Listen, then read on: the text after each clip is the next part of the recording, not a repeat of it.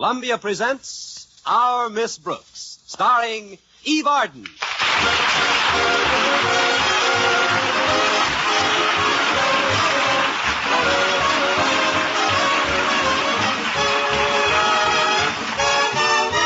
Our Miss Brooks is a school teacher. She's been teaching English at Madison High for about 5 years now. In spite of the fact that she doesn't make a lot of money, Connie is very fond of her work. In fact, in her own words, teaching school can be a very rich life for a young woman. That is, if she happens to be a very rich young woman. Of course, I'm not rich, but I am rather young and rather a woman, too. Which brings us to Mr. Boynton.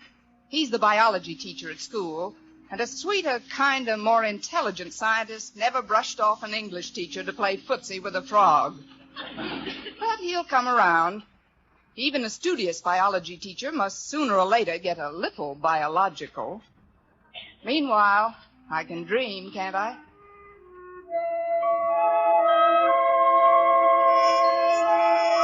yes, Connie Brooks can dream. It's a few minutes before 7 in the morning, and Miss Brooks is fast asleep in the room she rents from Mrs. Margaret Davis. Fast asleep and dreaming. Oh, Mr. Darwell, this is too much. Miss Brooks, as principal of Madison High School, I insist you accept it. But a diamond-studded ruler. For what, Mr. Darwell? Because you have the nicest erasers in school. Why, Mr. Darwell, I didn't think you ever noticed my erasers. I'm also giving you Mr. Boynton, the biology teacher. Oh, Mr. Boynton. Kiss me, Miss Brooks. Miss Brooks? Miss Brooks, you'll be late. Kiss me again, Mr. Boynton. Miss Brooks, you have to go to school, dear. For this, I don't have to go to school. This comes naturally. Oh, it's you, Miss Davis. Mm-hmm. Oh, what time is it? Well, it's only 7:15, dear. But I know today's a big day for you, what with Mr. Darwell, the principal, leaving Madison High. Oh, yes, today's the day Mr. Conklin takes over. Maybe he'll give me a chance to head the English department. Osgood Conklin? Why, I've known him for years. We went to school together. All the other children used to call him Stoneface because he never laughed. Oh, fine. Well, I shouldn't say never. No, I did give him a laugh one time when we were out ice skating. He was practically in hysterics. What happened? I broke my leg. Now, do hurry and get dressed, dear. I've got a lovely surprise for your breakfast.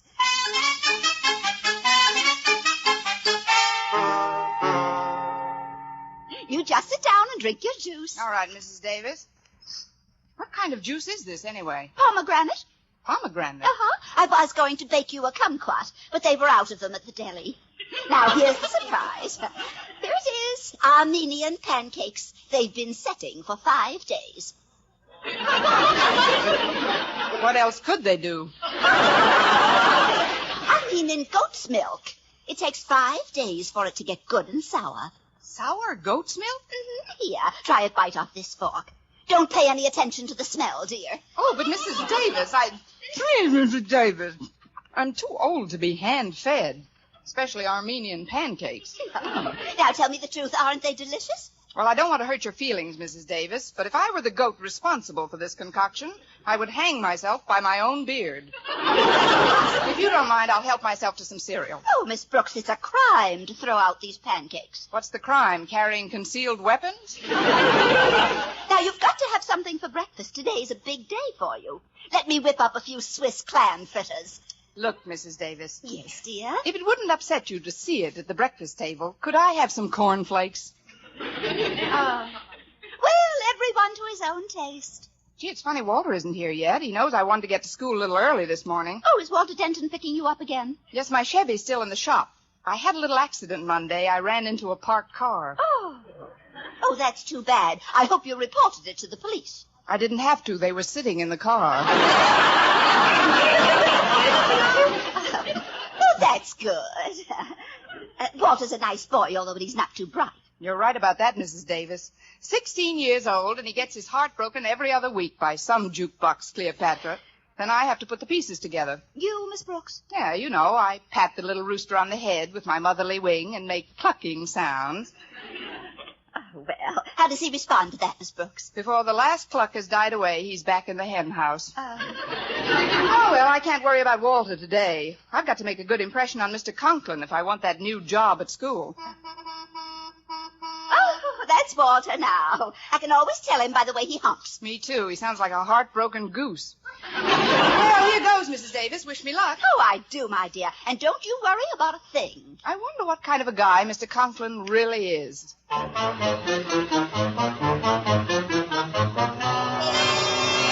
I tell you, I'm not going to stand for any nonsense at this new school, Martha. I've heard about their lack of discipline, and I won't have it, you hear? No one is going to interfere with my making Madison High School a well-run school. No one. If anybody gets in my way, I'll crush them, step on them like so many ants, squash them.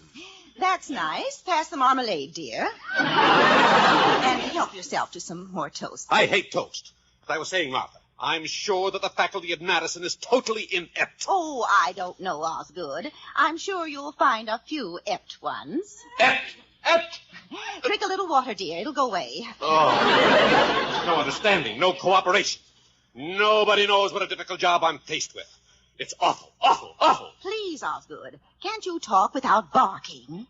Honestly, sometimes I think Prince is the only one who can really understand you. Prince!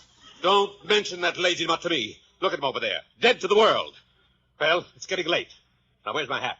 Confound it, where's my hat? Please, dear, don't bark. I'm not barking, Martha. Once and for all, I don't bark. See? He does understand you.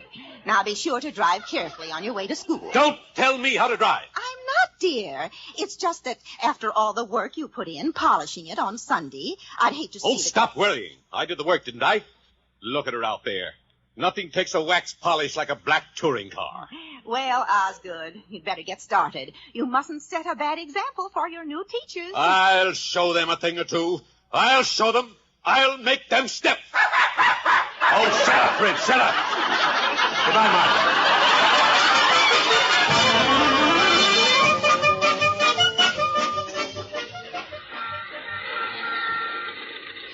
It's nice of you to pick me up like this, Walter. Oh, that's all right, Miss Brooks. It's the least I can do. You've been so sweet to me. Besides, there's something I want to talk to you about. A girl? It usually is, isn't it? Yeah, it's a girl, Miss Brooks, but this one's different. You mean she's stuck on you? Oh, not yet. That's what I want to talk to you about. I want you to help me get her stuck on me. Well, here we go again. Who is the girl, Walter? She's the baker's daughter, Penelope Miller. When I kissed her for the first time the other night, I knew she was different. But, Walter, you kissed a lot of girls. What's so different about Penelope Miller? She tastes like caraway seeds. Oh, grand. She's probably built like a pumpernickel. Now, look, Walter, I've got a lot on my mind today. Well, all I want you to do is help me write her a letter, Miss Brooks. You see, she doesn't think I'm mental enough. I can't understand it. And I figured, well, you being an English teacher, as well as a woman, well, you'd know how to make her think that I was brainy. You know, intelligent. I hate to trade on just my sheer animal magnetism. You know what I mean? Walter, you are a little beastly in spots. But don't blame yourself. Penelope just doesn't appreciate yet that a man is a thing to be treasured. When will she appreciate it? When she gets to be my age. Oh, I couldn't wait that long, Miss Brooks. Oh, wait a minute, Walter. Just how old do you think I am, anyway? 35? What? 40? Walter! 45? One more bid and I'll throw you out of this auction. I'm sorry, Miss Brooks. I guess I'm not very mental at that, but you will help me out, won't you? I'll come over to Mrs. Davis's tonight and we'll write a letter together. What do you say? Well, I could... Walter, look out! That car! What car? That big black touring car! Big black touring car?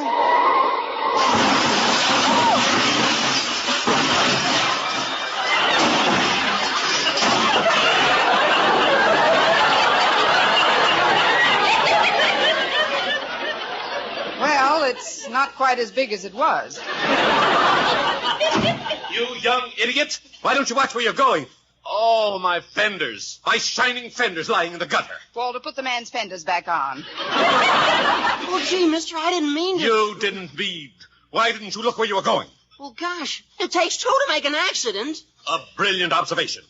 But it just happens that I was only going 15 miles an hour. You should have been going 30. We'd have missed you by a block. Now, see here, you red-haired joyrider. It was probably your fault. My fault? Yes. Why don't you learn how to drive that hopped-up hearse of yours? A popped-up hearse?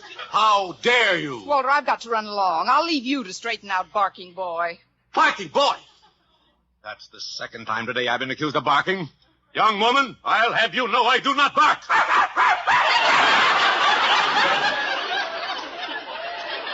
Who's your friend? Go home, Prince. Goodbye, Walter. And thanks for the joyride, Walter, if you'll pardon the expression. Oh, goodbye, Miss Brooks, and don't forget about tonight. Good riddance. That is one of the most offensive young women I've ever met. Now then, young man, let me see your driver's license.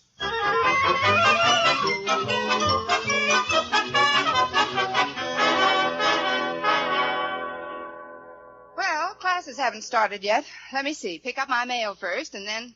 Oh, hello, Mr. Boynton. Hello, Miss Brooks. Isn't it a coincidence that we're in the same mailbox? Not an overwhelming coincidence. You see, your last name begins with the same letter mine does. Well, that's a start. You have such a quick mind, Mr. Boynton. Well, it is thorough. Personally, I think you tax it too much. Don't you think you need more recreation, if you know what I mean? Oh, carrying on my biology experiments is recreation enough. You don't know what I mean. Of course, I also collect stamps. That gets pretty exciting sometimes. Oh, it must. There's no end to the possibilities. Have you ever tried your hand at beadwork? Good work? Well, no, I don't believe I have. Is it fun? Fun. Why, it just makes you tingle all over. And, of course, basket weaving can be exciting, too. Really? Yes, if we're both in the same basket. Well, so much for the world of sports.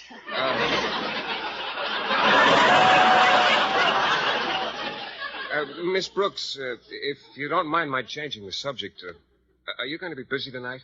Busy? Me? Why, Mr. Boynton, I couldn't be unbusier. Well, I'd like to come over after dinner. That is, if we could be alone. Alone? We'll be absolutely isolated. I hope you don't think I'm too forward, Mr. Boynton, but I've anticipated this moment for quite a while. Remember the day about 5 years ago when I first came to Madison High, rounded a turn in the corridor, and bumped smack into you? Oh, yes. I was teaching chemistry then. You put quite a dent in my Bunsen burner.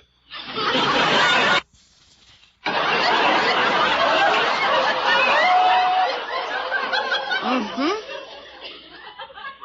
You know, that was the day that I first suspected that we'd be more to each other than just fellow faculty members. Oh? When were your suspicions confirmed, Miss Brooks? Oh, on our very next date, when you took me to lunch 2 years later. Gad, you were a fast worker. I don't blame you for kidding me, Miss Brooks. I guess I'm not much of a whirlwind romantically. Then most scientific people aren't. Mm-hmm. You see, the study of evolution alone tends to slow down any of the more intemperate reflexes. Mm-hmm. You must realize what a tremendous period of time was involved before the single cell divided itself in the sea and adapted itself to the land and air. Mm-hmm. Countless centuries passed before lower forms of life assumed their new shapes. Generations before the mammal family produced the ape family, and before the ape family produced the human family. What have you been waiting for me to do? Slip back a notch? I'm sorry. I didn't mean to lecture, Miss Brooks. You do look very lovely this morning. Well, thank you, Mr. Boynton. Luckily, I come from one of the prettier ape families. Now, about what time do you think you'll be able to come over tonight? Oh, Mr. Boynton, Miss Brooks. Sorry to interrupt, but as you know, today is my last day as your principal, and my successor, Mr. Conklin, is due any minute. Oh, we'll be sorry to see you go, sir. Yes, you've been a wonderful principal, Mr. Darwell. I don't know why the Board of Education had you transferred. Ours not to reason why. Ours but to teach and die.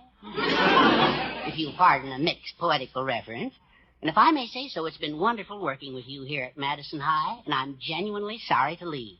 However, we're teachers, and teachers can't afford sentiment.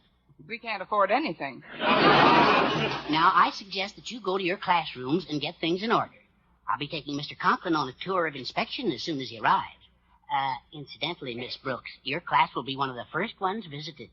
Also, it might interest you to know that I intend to recommend you as the head of the English department. Oh, thank you, Mr. Darwell. Believe me, I'm all set for Mr. Conklin. Good.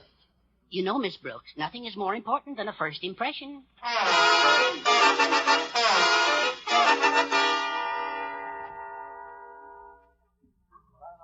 All right, class, let me have your attention now. As many of you know, our new principal, Mr. Osgood Conklin, takes over his duties today. So if he should drop in here at any time, there's no reason for any of us to be nervous, self-conscious, or head of the English department. We'll just go on in our normal manner. Now to take up where we left off yesterday. Pardon me, Miss Brooks, but Mr. Conklin and I just happened to be passing by, and... Oh, I come right in, Mr. Darwell. This way, Mr. Conklin. Mr. Conklin, this is our Miss Brooks. How do you do, Miss Brooks? Glad to make your Wait a minute. Thank you, Mr. Conklin. I'm glad to make your acquaintance, too. You two have met? Well, we sort of ran into each other this morning. Yes. Oh, so this is the young lady in the accident you told me about. Mr. Conklin, I have an idea. Now, why don't we skip English and drop in on Mr. Darwell, now that I know just who Miss Brooks is, I'm particularly interested in watching her conduct her class. Suppose you go right on, Miss Brooks. We'll sit here at the back of the room and probably learn something. Oh, all right, Mr. Darwell. Now, class, I'm going to read some lines to you, that I'd like you to... Well, I want you to tell me who. I'd like the name of the author of the following stuff. So faithful in love, so Conklin in war. So dauntless in war. Never was there a knight like young Lochinvar. Hands, please? No hands? Well, you've all got them, you know. Just look at the end of your sleeves. Oh, there's a hand. Winona. I can always depend on Winona. Who wrote those lines, Winona? I don't know. I just want to leave the room.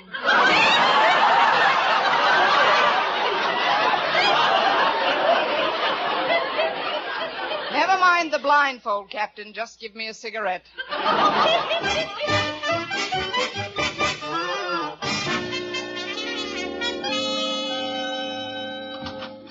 Hello, Mr. Boynton. Oh, Miss Brooks, come right in. Well, if you don't mind, I'll stand by the door. Biology labs make me nervous. I just dropped by to see what time you're coming over tonight. Tonight? Yes, one of my students is stopping by. I've promised to write an intellectual letter for him to a girlfriend he's trying to impress, Penelope Miller. Penelope Miller? Yeah, she tastes like caraway seeds. Anyway, if you'll just let me know what time you can make it, I'm not sure about tonight at all right now. I'm quite worried about Violet. Violet? Yes, the white mouse I use in some of my experiments. Now, steady, Violet. Steady, dear. I'm just going to hold you for a minute. Mr. Boynton? You know, I don't like the feel of her stomach. Mr. Boynton, It's lumpy. Well, but Mr. Boynton, you told me at the office this morning... Frankly, Miss Brooks, at that time I didn't know about Violet's condition. You understand, I have to... I know. You have to sit up with a lumpy mouse. Violet's been awfully cooperative. Obviously. But she's terribly peaked lately. I don't know what it is. I think I better have a look at her cage. Hold her a minute, will you? Miss Brooks, you dropped Violet! She attacked me! Get down off that desk! I can't. I see her. She's under that table, Mr. Boynton. I'll get her if you just stop that screaming and let go of your skirts. Get her. And this, Mr. Conklin, is our biology laboratory. And where we... Why, Miss Brooks, what are you doing on that desk? And where's Mr. Boynton? He's under the table with Violet. Violet. So that's what goes on in the biology laboratory of Madison High. Oh, but Mr. Conklin, I'm sure we can So am explain I. this. Very sure. Come, Mr. Darwell. I'll be back when Violet is out from under the table. Oh, no. Yeah, I've got her, Miss Brooks. Oh, the poor thing was scared to death. Here. Oh, look at her. Isn't she sweet? Isn't Violet a beauty? Ravishing. And may I tell you something else, Mr. Boynton? What's that? You make a lovely couple.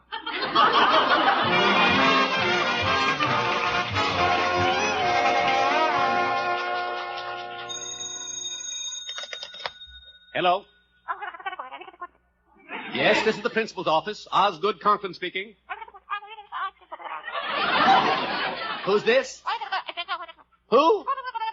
Mrs. Davis. Margaret Davis. Oh, the girl who used to go ice skating with me. How's your leg? What's that? You want me to come over tonight? Well, my wife is visiting her mother tonight. I might be able to... you say there's a teacher living here that you want me to meet, Miss Brooks? Miss Brooks! Now, look here, Margaret. I don't think I can...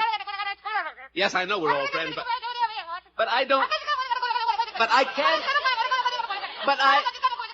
All right, Margaret. I'll be there for dinner. All right, 7 o'clock. Goodbye. Margaret Davis.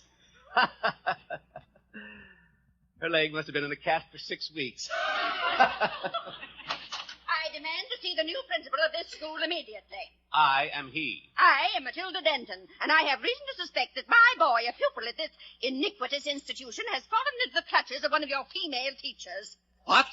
But, madam, what makes you... Not over a half hour ago, on the phone, I heard my boy postponing a date with a girl his own age, a lovely little girl, Penelope Miller.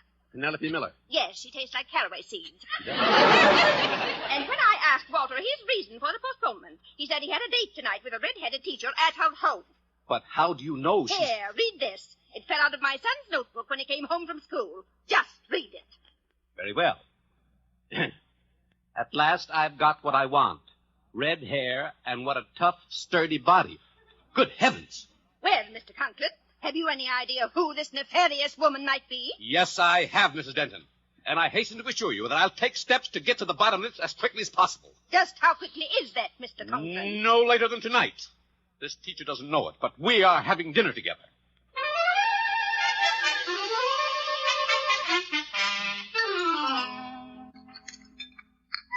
Well, Osgood, how did you like your dinner?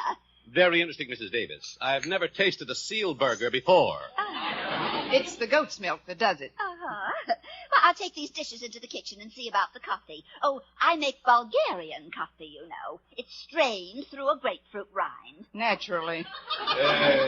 Now then, Miss Brooks, I realize that the events of the day were as unpleasant for you as they were for me. Yes, they were, Mr. Conklin, but that's all in the past. I'd like to think so, Miss Brooks. But unfortunately, a matter of the gravest concern has come up. Really? Really.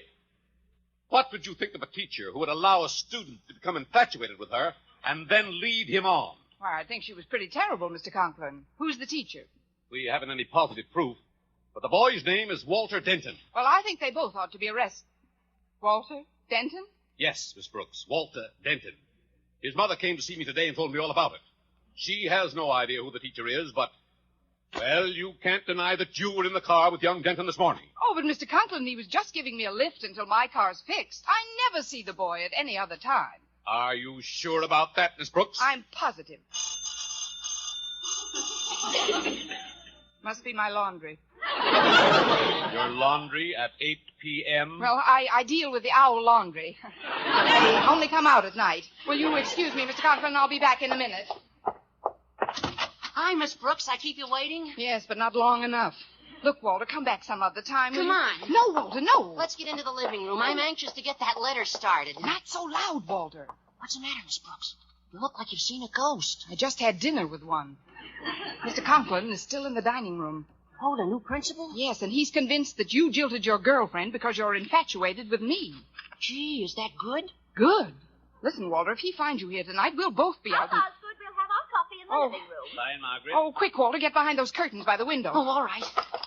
Say, they're very pretty. Get in back of them. Oh. Who was it that rang, dear? Oh, it was just a wrong number, Mrs. Davis. On the doorbell?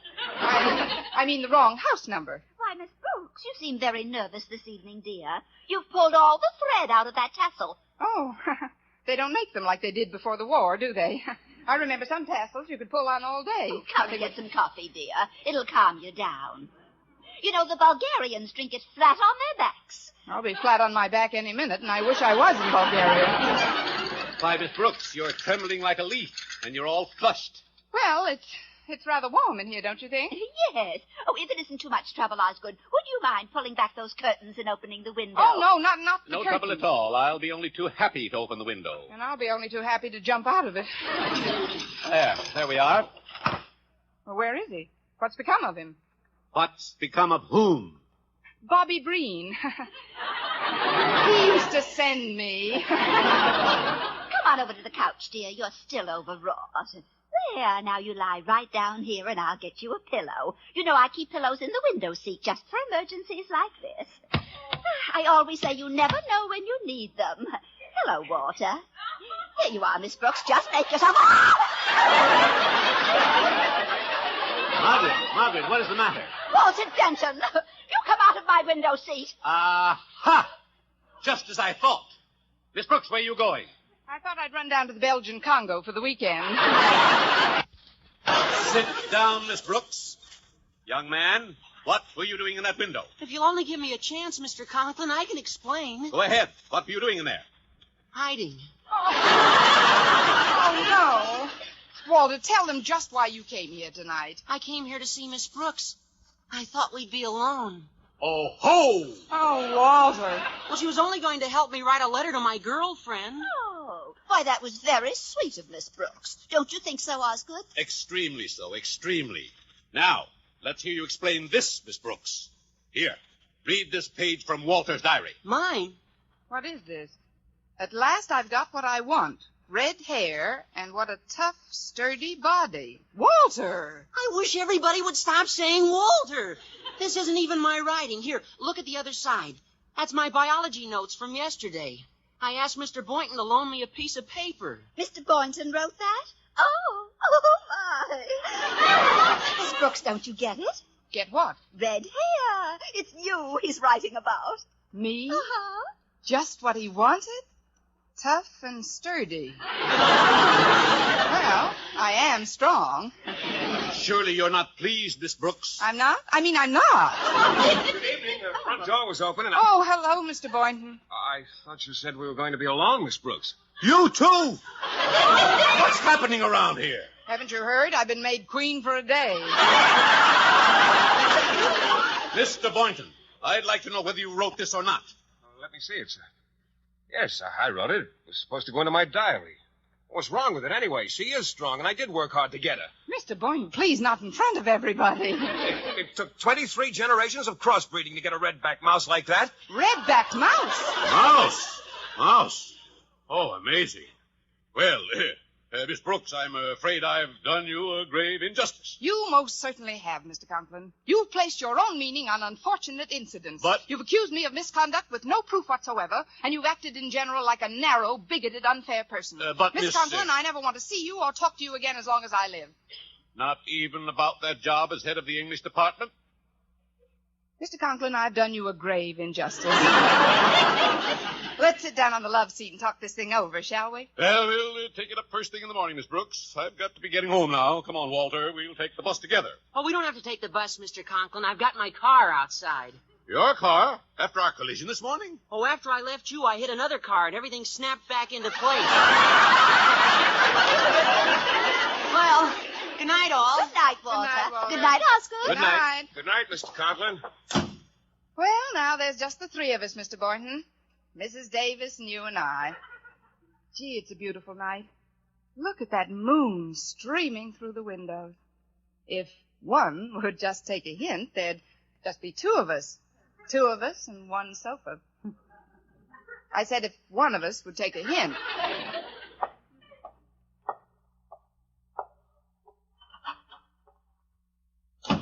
Well, here we are, just the two of us. That's right, Miss Brooks. How about a little gin rummy? Cut the deal.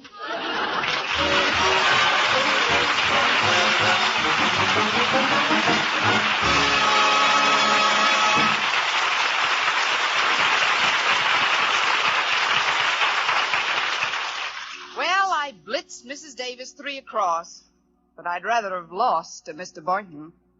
He's certainly naive, my little biology boy. But though he's shy, he's glad of eye, and I'm sure he'll soon realize that the greatest thing he'll ever learn is just to love and be loved in return. Good night.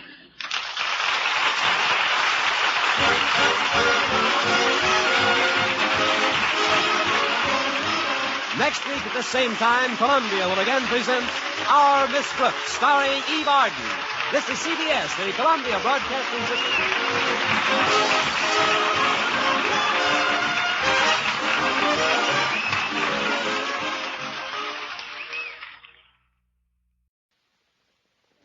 Yes, Mrs. Davis, something pretty important's come up that I've got to discuss with Mr. Boynton. I'm meeting him at the zoo right now. Tell you all about it when I come back. Goodbye. Oh, Connie, you left a couple of letters on your dresser. Huh. She must be in a hurry. She didn't even open her mail, except this one. Dear Miss Brooks, as principal of Sunnydale Finishing School, I shouldn't be reading Connie's mail. I'll get on with my vacuuming. First, I'll get this corner here. Still, it's pretty dirty over by that dresser. As principal of Sunnydale Finishing School, I hereby acknowledge your application for a position. Oh, I'm terrible. I better get over to the other side of the room. Still pretty dirty around Connie's dresser. Application for a position as an English teacher at our school. This is to inform you... Oh, I better shut this thing off. I can hardly hear what I'm reading. This is to inform you that we have an opening at Sunnydale, and we're looking forward to a personal interview. Very truly yours, Jonathan F. Margaret Davis, don't you dare read another word of this letter. No wonder Connie was so excited. Sunnydale is one of the most exclusive schools in the country. But that would mean her leaving Madison High. Oh, this is awful. I better phone Osgood Conklin. As principal of Madison High School, he ought to know about this. Hello? Hello. Martha, this is Margaret Davis. Oh, hello, Margaret. How are you on this fine day after Thanksgiving? Well, frankly, Martha, I'm a little upset. Well, so is Osgood. He ate himself into a coma yesterday.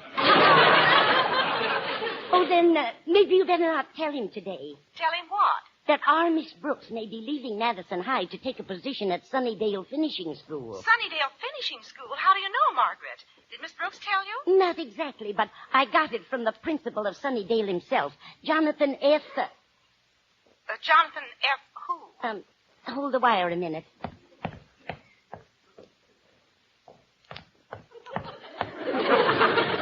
Byers. Jonathan F. Byers. Is he there now? Yes, right on Miss Brooks' dresser. Martha, look. You've got to promise me you'll never breathe a word of this to Miss Brooks or anyone else. Oh, I promise, Margaret. Well, just by accident, I just happened to read a letter that was lying on Miss Brooks' dresser. By accident, Margaret? Yes, I just happened to have my glasses on. But what are we going to do, Martha? We can't let Miss Brooks leave Madison. No, we certainly can't. Tell you what, Margaret. I'll talk this over with my daughter, Harriet, and call you back later. All right. And remember, you promised not to mention a word about my reading Miss Brooks' mail. Oh, of course, my dear. Goodbye. Goodbye. Oh, I hope they'll be able to think of some way to keep her here. Oh, hello, Minerva. I'll get you some milk in a minute, dear. Now, Minerva. Better stop licking your paw. You know what it does to you. Tight.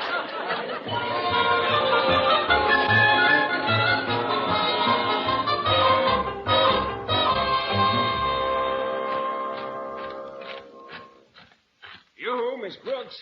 Here I am, over here by these birds. Oh, of course, Mr. Boynton. I thought you were a little tall for a pelican. It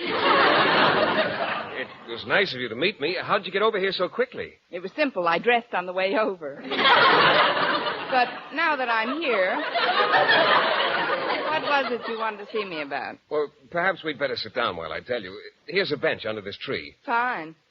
There. You comfortable? Perfectly. Miss Brooks, Yes, Mr. Boynton? Well, you must forgive me if I seem overexcited, but frankly, I never thought this day would come. You didn't? No, I didn't. Oh. Well, Well, before it goes, why didn't you think it would ever come?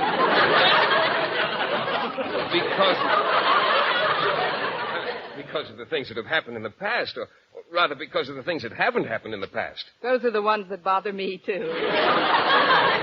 You realize, of course, I'm referring to the migratory habits of the Arctic grackle. Oh, I realized that a long time ago. I just didn't want to let on.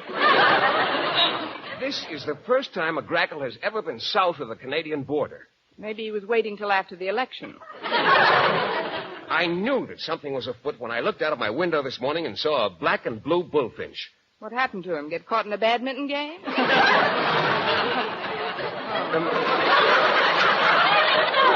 The movements of the grackle can be very accurately charted by closely observing the bullfinch, since they are, in the truest sense of the word, full cousins to the mottled thrush. Where did he come from? Hudson Bay. And almost all of these species of bird like to lay their eggs in a soft, downy nest amid quiet surroundings. That's why I sent for you, Miss Brooks. Good. I'll take my hat off and keep my mouth shut. Now, I know this sounds terribly involved, but actually it's quite simple. You see, my uncle's farm in Boonville is a perfect nesting ground for both bullfinch and thrush. How does your aunt feel about that? Well, they both love birds. They've built a sanctuary for them, and I have an idea that if I get right up there, I may stumble into some grackle eggs. It sounds like fun, if you don't mind albumin on your Oxfords. Well, that's why I asked you to meet me, to say goodbye. Goodbye? But, Mr. Boynton, haven't you heard the old saying? 2 grackle hunters are better than one? Oh, but you couldn't come along with me. It's a 10-hour drive to Boonville, and we'd have to stay overnight. Oh, but we'd certainly be well chaperoned, what with your aunt and uncle and all those bullfinches. Yes, they did have 600 of them up there last year, but I don't know, Miss Brooks. Even with the chaperones, you know how people talk, and unless we didn't say anything about it, but even then they might find out, although we'd only be gone a couple of days. Still, if the rumor got around that we were... Of course, we wouldn't be. But then there are those who might... Oh, but how could they? What do you think, Miss Brooks? Why should I butt in? Decide among yourselves.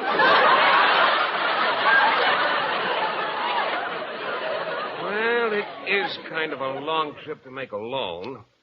Maybe you're right, Miss Brooks. Why, with the two of us traveling together, time will fly. We can chat together, eat together, yes, and Mr. pay Boynton? for the gas together.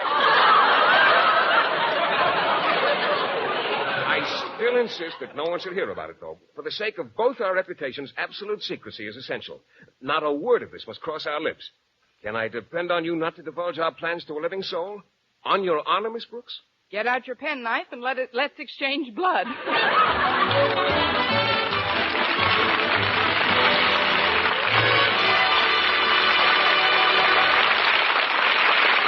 Our Miss Brooks, starring Eve Arden, will continue in just a moment. But first, here is Vern Smith with an important announcement.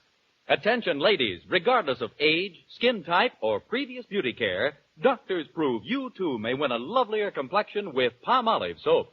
But to win this lovelier complexion, the kind men admire and women envy, you must stop improper cleansing. Instead, use Palmolive soap alone, the way doctors advise. Remember, 36 doctors, leading skin specialists, advised 1,285 women, many with complexion problems, to use Palmolive this way. Some had dry skin, some oily, some coarse-looking.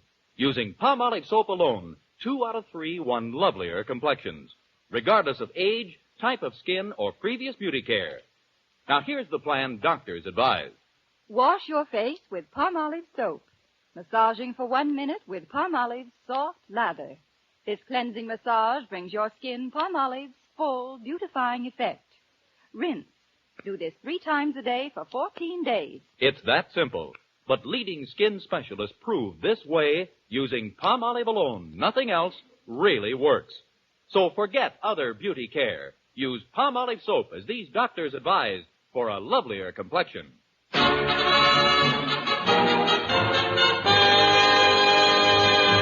Last night on the CBS Sing It Again program, you were promised an additional clue to the Phantom voice and the $24,000 prize. Here it is.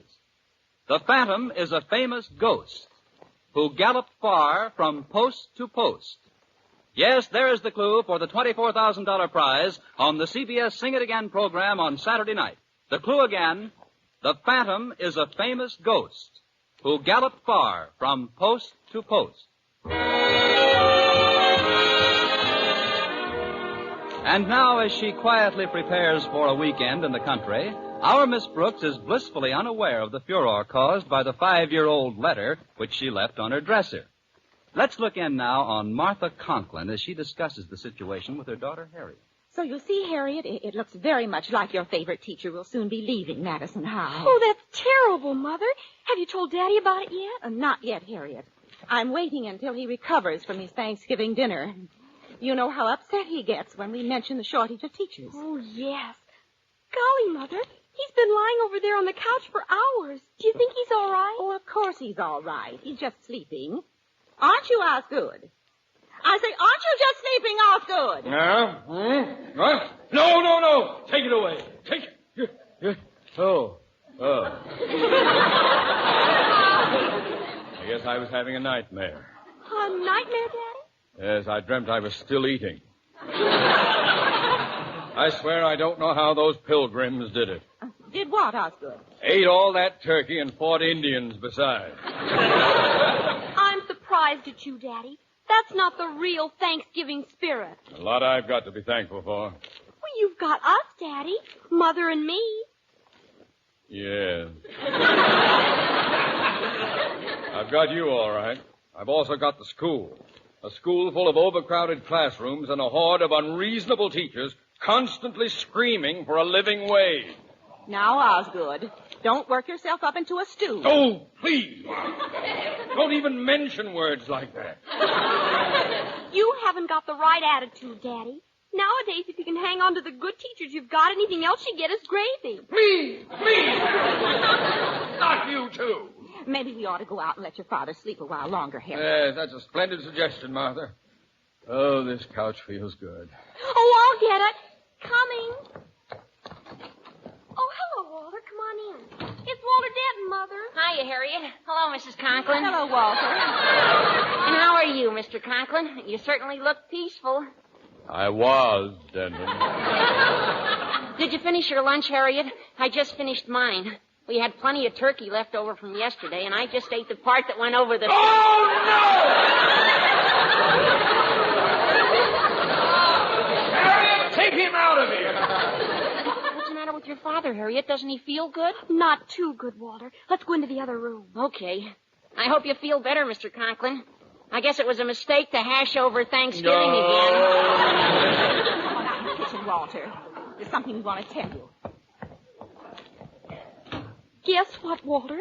Miss Brooks is leaving Madison High. What? How do you know, Harriet? Mother found out from Mrs. Davis. Mrs. Davis? But how does she know? We can't repeat that, Walter. Repeat what? That Mrs. Davis read a letter Miss Brooks left on her dresser. It was a letter offering her a position at Sunnydale Finishing School. Sunnydale? But that's 500 miles from here. Oh, we've got to do something. Maybe we can cook up some kind of a scheme to make her stay. I know.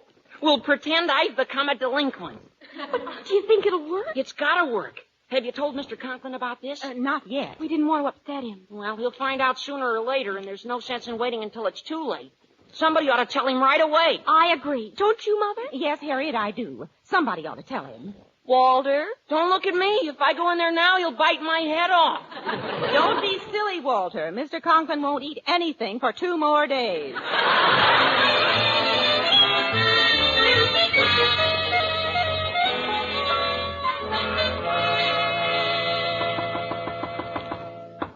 Who is it? It's me, Connie. Oh, I'm kind of busy right now, Mrs. Davis. She would come around just when I'm packing. Well, come on in. Why, Connie, you're going away. No, Mrs. Davis, I'm not going away. Then why are you packing that bag? I'm going away, Mrs. Davis. I'm surprised at you, Constance, leaving town without even saying goodbye. And after we've been so close. Oh, please don't feel that way, Mrs. Davis. I just didn't want to discuss it right now. You see, I have a lot of things to do. Oh, I don't want anybody to see me like this. You answer the door, Connie. I'm going into the kitchen and make some tea. All right, Mrs. Davis. Hello, Miss Brooks. I've just got to talk to you for a minute. Come in, Harriet. Let's sit here in the living room. I can't stay very long, but Then it's true. You are leaving town. Leaving town? How did you know, Harriet? What's the difference? I know. And I realize it might be a pretty good opportunity for you. Pretty good. With half a break from the grackle, it's perfect. Oh, look, Harriet, I appreciate your interest, but I think I have to make my own decision in a matter like this. Oh, I know it seems attractive now, but later on you'll regret it. Well, I'll have to take my chances on that. Well, if you won't consider yourself, consider the ones who care for you. Think of Walter Denton. Is that a must? He's going to pieces. His parents, me, nobody can do anything with him. You've got to straighten him out, Miss Brooks. What in the world are you talking about, Harriet? It's the career he's decided upon. Walter's been reading a big book lately about the Treasury Department and counterfeiters and... Well, that's nothing to be alarmed about. Every boy his age wants to be a T-man or a G-man or some kind of a letter man. But he doesn't want to be a T-man. He wants to be a counterfeiter. A counterfeiter? Oh, I'll get it. Hello, Walter. Come in. Hiya, Miss Brooks. I'm glad I nailed you before you took it on the lamb. Let's ankle into the living room. Oh, hello, Harriet. How's my little Confederate to be, huh? See, Miss Brooks, see how funny he acts? What is all this nonsense, Walter? What do you mean nonsense? I'm making money hand over fist. The only trouble is scratching the green goods ain't enough. It ain't? Nah. You gotta get a good queer shover to help you pass the boodle. Queer shover? Sure. A paper hanger. You know, snide pitcher. You can have the best cognacer in the world make your slush, but if you ain't got a top bill poster to push the flash, you might as well slough the screwy and scramble for the McCoy. Follow me? Yes, but if I could find my way back alone, I'd leave now. You've got to do something, Miss Brooks. Walter wasn't cut out for a life of crime. Oh, now listen, you two. I don't know what's behind all this, but this is... Oh, it's simple. When you get to where you're going, I'll send you a few stacks of hot to shove. I don't want to shove no hot. I mean, I wish somebody would tell me what's coming. It's a good thing I never built a better mousetrap. Good afternoon, Miss Brooks. Why, it's Mr. Mousetrap. I mean, Mr. Conklin. Come on in. Who is that, Connie? It's Mr. Conklin. Oh, hello, Osgood. I was just making some tea, but you know what they say. A watch pot never boils. Hello, Margaret. Now then, Miss Brooks, I'll be brief. I know that you're leaving town. You too? Somebody must be reading my mail. On second thought, I'd better go back and watch that pot. Later, Osgood. Miss Brooks, I think I can say without fear of contradiction that I know how to run a school as well as any principal in the country. Well, I guess you do, Mr. Conklin. That's why I'm here, to ask you to reconsider this proposition you've had. Proposition? Yes. I can offer you anything he can.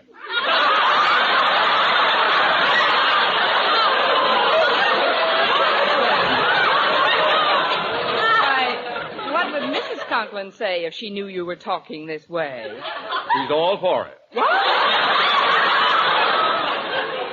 And so's my daughter, Harriet. Oh, now, please, Mr. Conklin. I've had a rather puzzling day so far, but this is...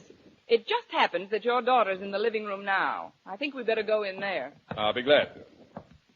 Oh, hello, Harriet. Walter. Hi, Hello, Daddy. Mr. Conklin. I'm awfully glad you decided to put your pride in your pocket and come over here. Did you ask her yet? Yes, Harriet, I did. The rest is up to Miss Brooks. Don't go away, anybody. I'll put your transfers when I get back. Mr. Boynton. Yes, Miss Brooks, it's I. May I come in? Why, of course. I've still got a single in the mezzanine. But I can't help wondering, what happened to that oath of secrecy we took? Well, that's what I'd like to know. I thought you weren't going to tell anybody about our trip to my uncle's place. I didn't say a word about it. You didn't? No. Why, I've never seen so many wagging tongues in all my life. You think you've seen wagging tongues? My living room looks like a delicatessen. I just don't understand. Oh, hello, folks. Hi, Mr. Boynton. Oh, I'm glad you're here, Boynton. Maybe you can help get Miss Brooks to change her mind. Well, I don't wish to appear insubordinate, sir, but frankly, I thought the trip might do us both a lot of good. Both? Don't tell me you're leaving, too. Pretty soon there'll be no faculty left at Madison High whatsoever. We might as well all go. I don't think his uncle and aunt have room for you all. Besides, Mr. Conklin, I think where I go and what I do is nobody's business but my own. And I say it is our business. Why you should want to go traipsing off to Sunnydale Finishing School is beyond me. Sunnydale Finishing School? Of course. Now, there's no sense in beating about the bush. Mrs. Davis read the letter you left on your dresser this morning, and we know you've been offered a job there. Oh, that letter. Yeah. Why, that's over 5 years old, Mr. Conklin. I turned that job down long ago. Oh, I'm so happy, Miss Brooks. Hooray! Now I can go straight. But then, what were we talking about? You, Mr. Boynton, why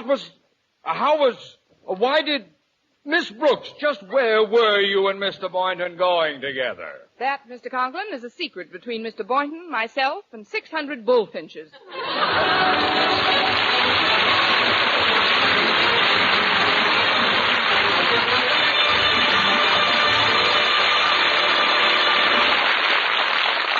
Eve Arden as our Miss Brooks returns in just a moment, but first...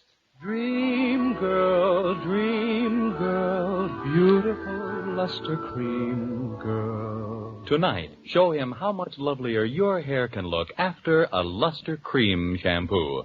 Only Luster Cream brings you Kay Daumit's magic formula blend of secret ingredients plus gentle lanolin. Gives loveliness lather even in hardest water.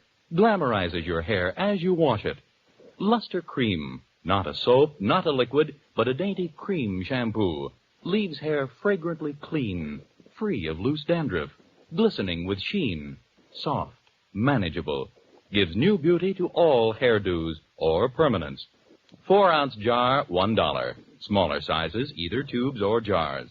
Tonight, try Luster Cream shampoo and be a Dream girl, beautiful luster cream girl. You owe your crowning glory to a luster cream shampoo. And now, once again, here is our Miss Brooks. Well, after everyone found out about our plans, Mr. Boynton naturally called off the expedition. But things weren't a total loss, because Saturday afternoon he took me back to the zoo, and we sat by the aviary once again.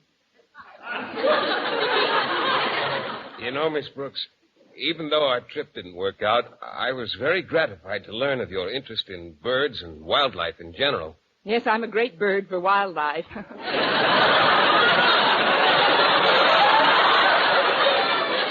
Well, since this common interest of ours has brought us so much closer together, there's something else I want to tell you, Miss Brooks. Something I think you ought to know. What's that, Mr. Boynton? There's a pelican here who holds 18 pounds of fish in his beak.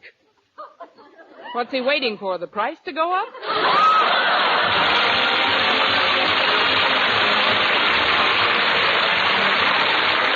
Next week, tune into another Our Miss Brooks show, brought to you by Palmolive Soap, Your Beauty Hope, and Luster Cream Shampoo for soft, glamorous dream girl hair. Our Miss Brooks, starring Eve Arden, is produced by Larry Burns, written and directed by Al Lewis, with music by Wilbur Hatch. Mr. Boynton is played by Jeff Chandler, Mr. Conklin by Gail Gordon.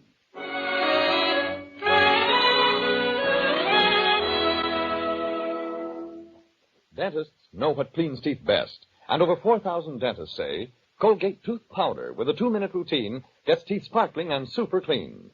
So to remove dull film and get your teeth shining clean, just brush teeth 2 minutes, morning and night, with Colgate tooth powder. Brush inside, outside, and biting surfaces. Always brush away from the gums. See how this gets teeth naturally bright. It removes dull film that improper brushing misses. And Colgate tooth powder also sweetens your breath. Try it. Buy Colgate tooth powder today. For mystery liberally sprinkled with laughs, listen to Mr. and Mrs. North, the exciting, fun-packed adventures of an amateur detective and his beautiful wife. Tune in Tuesday evenings over most of these same stations. And be with us again next week at the same time for another comedy episode of Our Miss Brooks. Stay tuned now for Lum and Abner. Bob Lamont speaking. This is CBS, the Columbia Broadcasting System.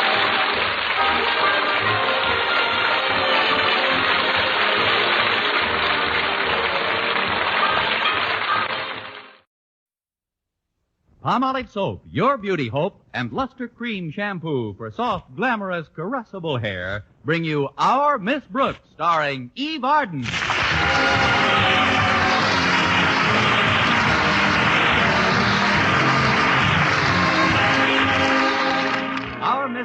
who teaches English at Madison High School, was as grateful as any other teacher for the Washington's birthday holiday observed last week.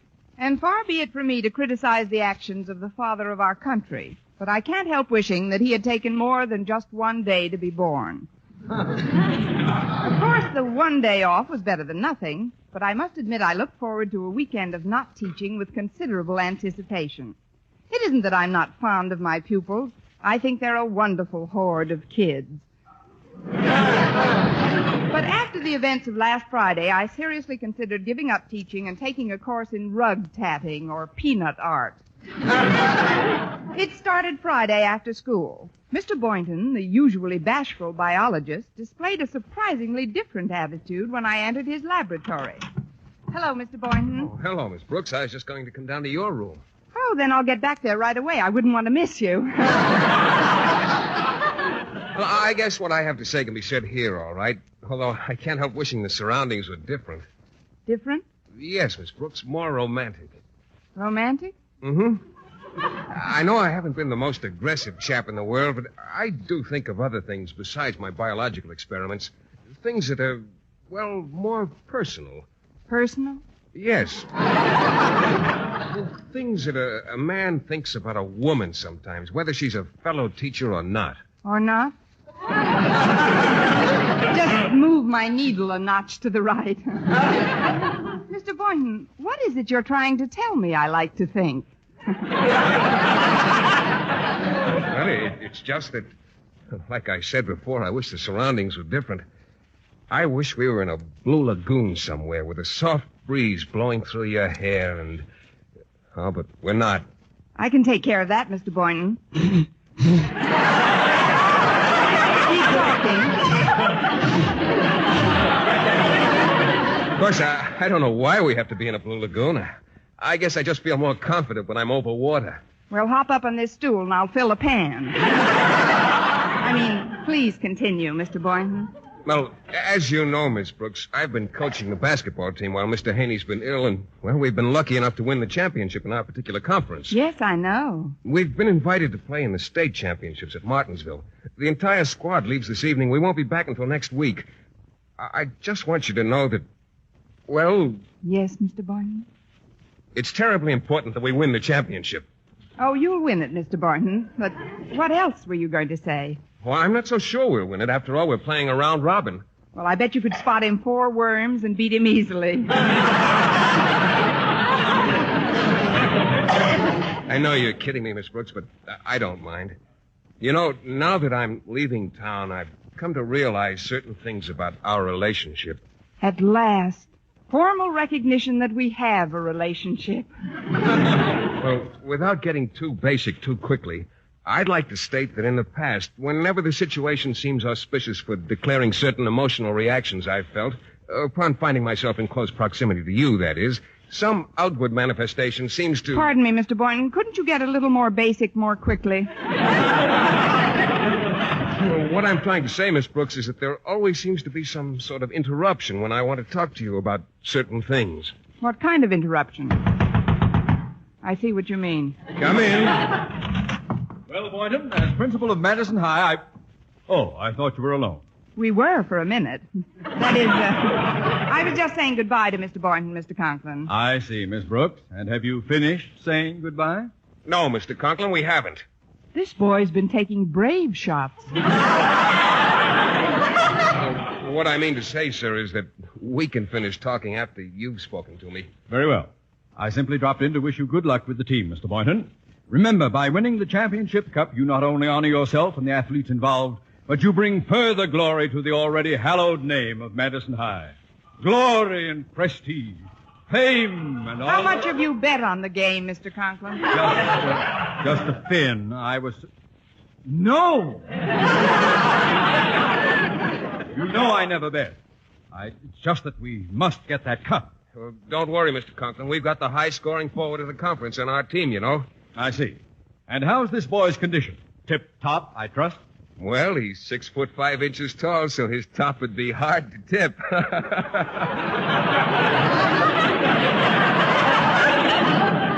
That's a joke, sir. Thank you. By the way, Miss Brooks, is this the boy we transferred from Miss Enright's English class to yours? Yes, sir. Well, tell me, how's his state of mind? What there is of it is quite happy. Well, I know he's not a brilliant student, but now that he's in your class, Miss Brooks, I'm sure he'll improve. From what I hear, the boy's an all-round athlete. I want him eligible for other sports during the coming term. Well, I'll do whatever I can, Mr. Conklin. Of course, it's difficult to give a test without any questions in it, but we'll get him through all right, Mr. Conklin. Good. Well, I'll be running along now. Best of luck, Boynton. Bring back that cup. Let's see now. Where were we? Oh, I know. You were telling me something personal. Well, I wouldn't like to repeat myself, Miss Brooks. Do you remember what it was I said last? Oh, how could I possibly remember what you said minutes ago? It was just something about you'd like to state that in the past, whenever the situation seemed auspicious for declaring certain emotional reactions you felt, upon finding yourself in close proximity to me, that is, some outward manifestation seems That's right. And then you said, couldn't we get a little more basic more quickly? Right. Then you said there always seems to be some sort of interruption when you want to talk to me about certain things. And then you said, what kind of interruption? And then I wrote, whoever it is, get lost. Come in. Hiya, Coach. Oh, hello, Miss Brooks. Hello, Walter. How are you? Fine and dandy. Good. Bye-bye, Walter. I just wanted to remind Mr. Boynton about the big doings tonight. There's going to be a torchlight parade and a snake dance. You'll be there, won't you, Miss Brooks? Yes, Walter, if I can find a snake in time. Yeah. Oh, before I go, Miss Brooks, have you seen Stretch around anywhere? No, not for the past few hours. Well, if he shows up, please send him into the gym, will you? I want to give him exact directions so he won't get lost on his way to the bus station. Knowing Stretch, he can get lost after he's got the directions. So we'll send him in to you if he shows up here. Thank you, and good day, Walter Denton. Thank you, Miss Brooks. And may I suggest that you speed Mr. Boynton on his way with a salutation befitting the mentor of a sterling aggregation such as the Madison basketball team? Walter. So long, Coach. I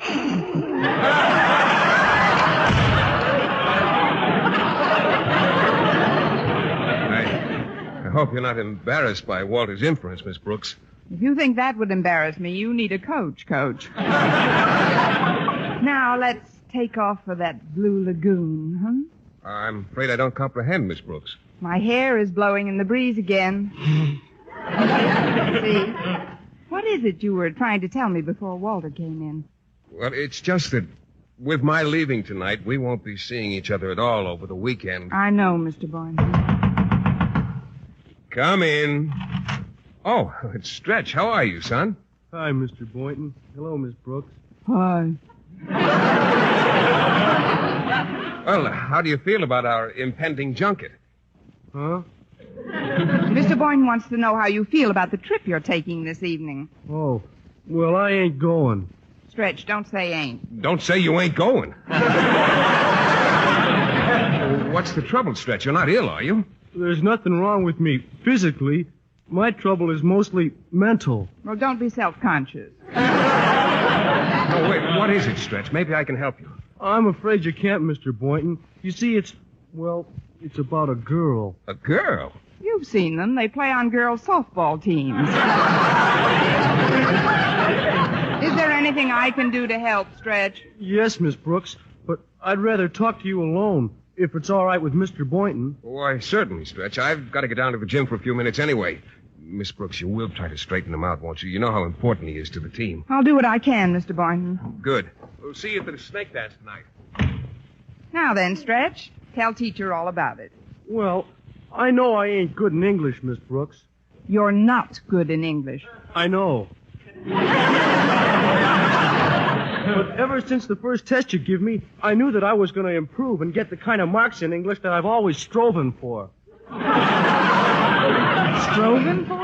Oh, I know I got a lot to learn yet, but since I met you, I feel that you're more than just a teacher, that you understand kids, and that's why I come to you now. I ain't much at speeches, so I'll just say it right out, Miss Brooks. I'm in love. In love? With what? Who? My best friend's girl, Walter Denton. People don't talk like this in any language. Stretch, are you trying to tell me that you've got a crush on Harriet Conklin? Exactly. When she's in the stands rooting for the team, I play great. When she isn't, like she's not going to be where we're going to play over the weekend, I don't. So I ain't going, Miss Brooks. Oh, now wait a minute, Stretch. Have you told Harriet how you feel about her? Oh, no. Nor Walter either. I wouldn't want to hurt neither of their feelings. It's just that I can't play without Harriet in the stands. Look, Stretch, I heard that they're going to show the games on television right here in Madison. That means that Harriet will be in the stand. She'll be right on the sidelines watching your every move. Honest, Miss Brooks? May I swallow a board eraser? Now, will you attend the ceremonies tonight and then leave with the rest of the team for Martinsville? Well, if you say Harriet will be there on the sidelines, I guess I'll go along. Good. I knew you wouldn't disappoint Mr. Boynton and me. He was kind of counting on me, I guess. Funny thing about him, though, for a smart scientist, he's not very smart about getting someplace sometime. Why, Stretch, what do you mean? Like with you, I mean. Here you are, a smart, pretty, brainy English teacher with no other attachments, and he don't do nothing about it. Stretch. Yes, Miss Brooks? You ain't just flapping your lips, Doc.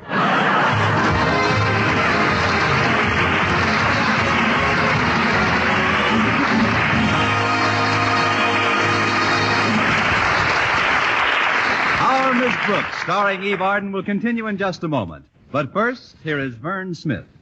Ladies, what's your complexion problem? My skin's so dingy. Mine's oily. My skin's dull, coarse-looking. Doctors have proved that many complexion problems respond wonderfully to proper cleansing with Palmolive soap, regardless of age, skin type, or previous beauty care. Oily skin looks less oily. Dull, drab skin fresher and brighter. Coarse-looking skin appears finer. To win such complexion improvements, simply use Palmolive soap. Nothing but Palmolive is needed, the way doctors advise. Wash your face with Palmolive soap 3 times a day. Massage with Palmolive's wonderful beauty lather for 60 seconds each time to get Palmolive's full beautifying effect. Then rinse. Look for improvements within 14 days. Remember, 36 doctors, leading skin specialists, advise this way for 1,285 women with all types of skin, and proved it could bring lovelier complexions to 2 out of 3. So forget all other beauty care. Use Palmolive soap the way these doctors advise for a fresher, brighter complexion. And ladies, enter the $100,000 49 Gold Rush contest. The makers of Palmolive soap offer $49,000 first prize and over 4,900 other prizes. Get entry blanks and complete rules from your dealer now. You may win a fortune in cash.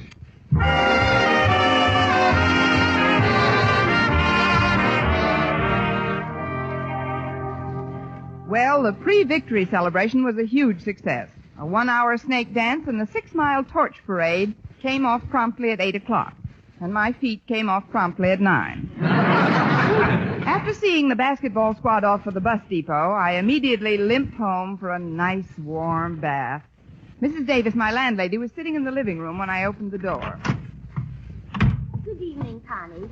How was the snake dance? Very snaky, thanks. Did you bid Mr. Boynton a fond goodbye, Connie? Yes, Mrs. Davis. What did he say?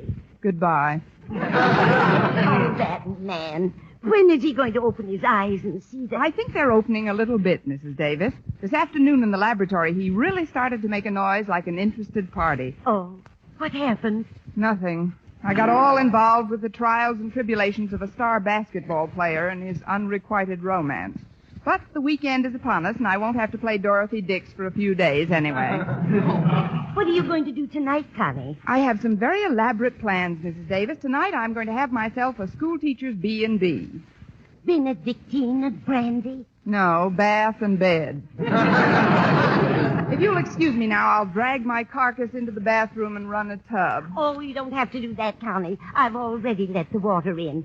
I was going to bathe Minerva tonight. The cat? But cats aren't supposed to get baths, are they? Oh, Minerva loves it. Besides, I've just got to bathe her. Why, are the mice complaining? No,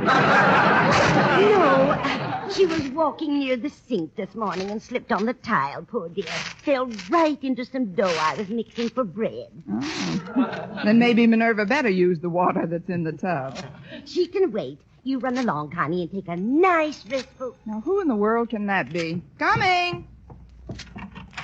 Stretch, what are you doing here? Why aren't you at the bus depot? I ain't going. Again? Well, come in for a minute. Thanks, Miss Brooks. This is Mrs. Davis. You remember Stretch? Of course. He's the famous quarterback on our hockey team, isn't he? No, lately he's been playing goalie for our tennis team. Could I talk to you alone, Miss Brooks? Naturally. Mrs. Davis, would you mind making a little tea? Not at all, Connie. I'd like some myself. How about you, Stretch? Nice glass of milk? No, thanks, Mrs. Davis. Well, I'll bring some anyway. Nothing like milk for a growing boy. I guess you're pretty disappointed in me, Miss Brooks, but Say, what's that? What's what? Right behind Mrs. Davis. There's a cake walking into the kitchen. Oh, relax, Stretch. I see it, too. That's just our cat, Minerva. She fell into some dough. Now tell me why you're not with the team. It's Harriet, Miss Brooks. Even though she'll be seeing me play on television, I won't be able to see her. I was afraid you'd figure that out. Look, Stretch. I'll get you a nice picture of Harriet and send it airmail. You'll have it by game time tomorrow night. How's that? Gee, I don't know, Miss Brooks.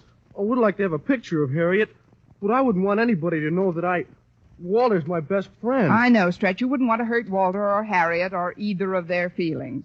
Believe me, I'll get the picture without anyone knowing for whom it's intended. Gosh, I hate to be such a problem to you, but, well, I never mixed much with other kids outside of athletics, I mean. And I think my name has something to do with it. Your name? You see, my real name is Fabian Snodgrass.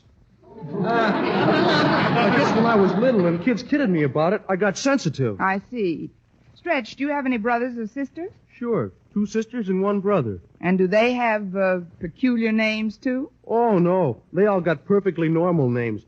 It's like the other day when I was talking to my sister. Rapunzel, I said.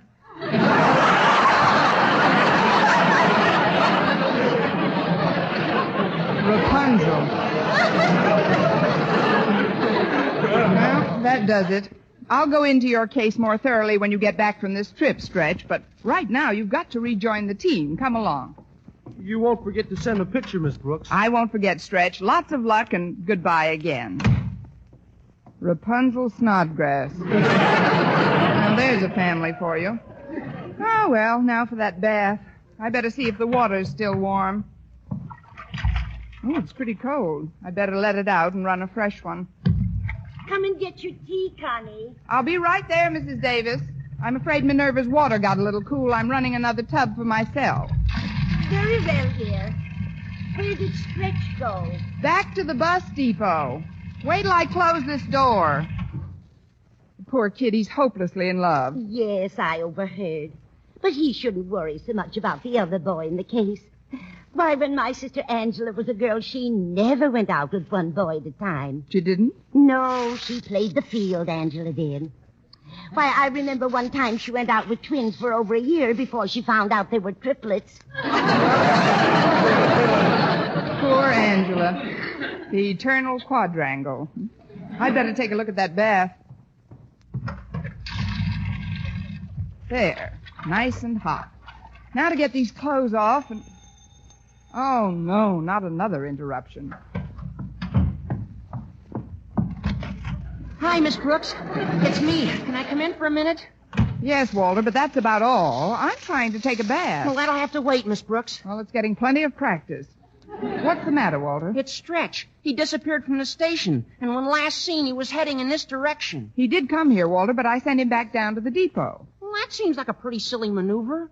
Well, what did he come here about? He wanted some advice. He's in love, Walter. In love? In love with who? Whom? Who's she?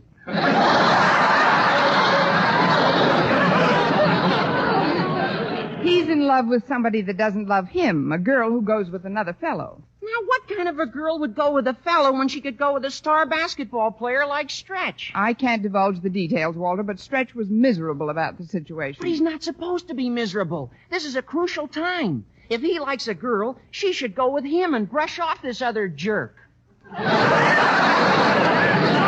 Careful, Walter. You may hate yourself for this.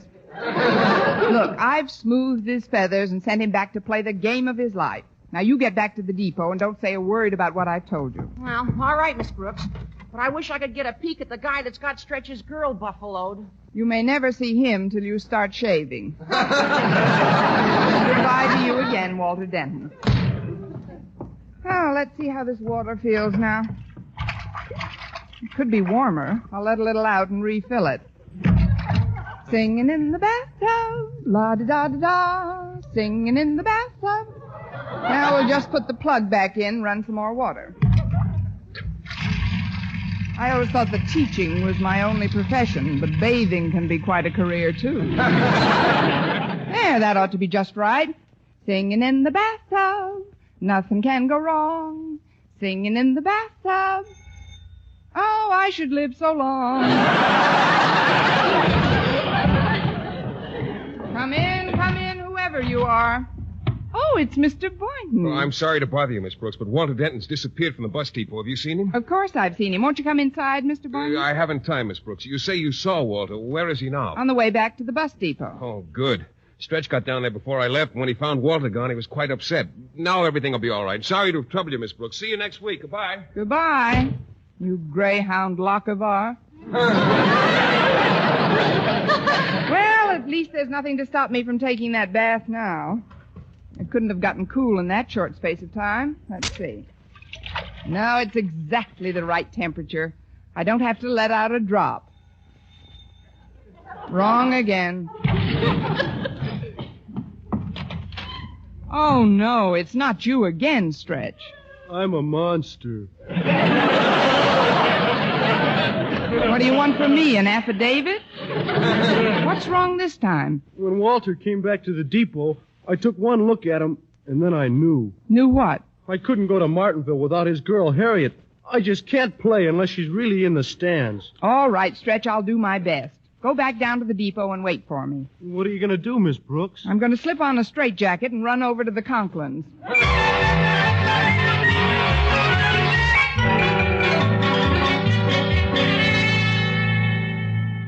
I wouldn't have disturbed you this late, Mr. Conklin, but it's absolutely essential if you want Madison to win that championship. What's essential, Miss Brooks? That you let Harriet here go to Martinsville with the team. Me? Go with the team tonight? But of course it's Walter. He needs me. Stop squealing, girl. But don't you see, Daddy? Walter's the manager of the team, and he needs me by his side. I hardly dared to hope for it, but now I know. Walter's my life, my future, my all. Walter isn't the one who requested that you come along, Harriet. It was Stretch. Stretch? But he's the best athlete at Madison. I'll rush to his side at once. What about Walter? Who needs Walter? When does the bus leave, Miss Brooks? Not so fast, young lady. What's this all about, Miss Brooks? Well, it's Stretch, Mr. Conklin. He's got a crush on Harriet. And if she'll just be in the stands and root for him, he says Madison is bound to win. There's really no harm in it. No harm in it? But Martinville is 400 miles away. The basketball team is composed entirely of boys. Boys and Mr. Boynton. Who'd chaperone my daughter? Who else but Miss Brooks? Come on, Miss Brooks. Pack a bag and we'll have to... Oh, just a minute, Harriet. I can't go to Oh, of Martin. course you can. It's your idea, isn't it? Now go on home and get... Wait a minute. With Mr. Boynton coaching the team, you'll need a chaperone yourself. Then why don't you come along, Daddy? What? Me? The principal of the school leave Madison for a weekend? To watch our basketball team play a round robin with the best teams in the state? Tell your mother we're leaving at once. Oh, just one thing, Mr. Conklin. Yes? Do you think they have a bathtub in Martinsville?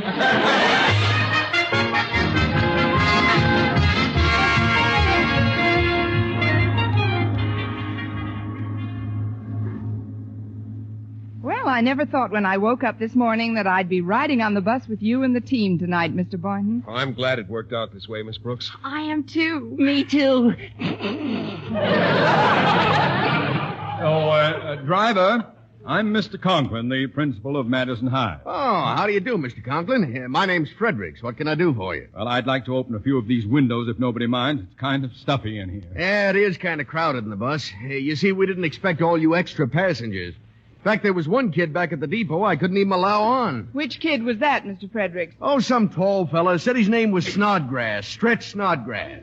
Well, just as long as he wasn't an important member of the team. Stretch Snodgrass!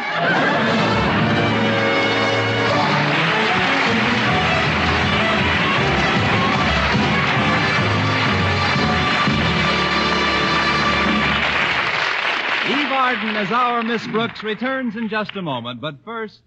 Dream girl, beautiful luster cream girl. Tonight, show him how much lovelier your hair can look after a Luster Cream shampoo. Only Luster Cream brings you Kay Dumit's magic formula blend of secret ingredients plus gentle lanolin. Gives loveliness lather even in hardest water. Glamorizes your hair as you wash it.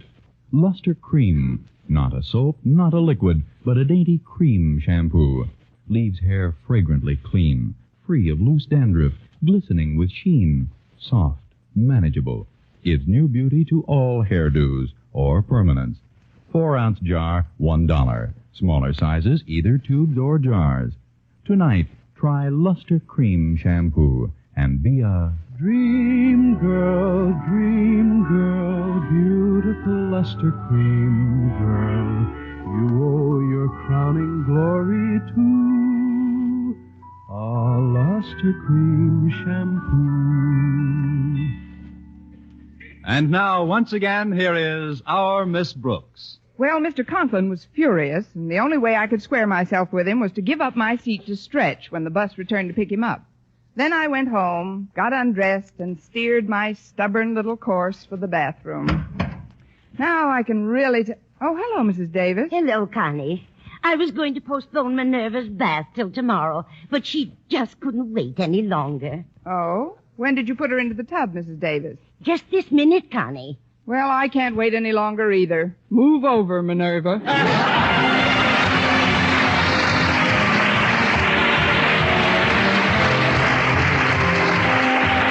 Next week, tune into another Our Miss Brooks show brought to you by Palmolive Soap, Your Beauty Hope, and Luster Cream Shampoo for soft, glamorous, caressable hair. Our Miss Brooks, starring Eve Arden, is produced by Larry Burns, written and directed by Al Lewis, with music by Wilbur Hatch. Mr. Boynton is played by Jeff Chandler, Mr. Conklin by Gail Gordon. Others in tonight's cast were Jane Morgan, Dick Crenna, Gloria McMillan, Frank Nelson, and Leonard Smith.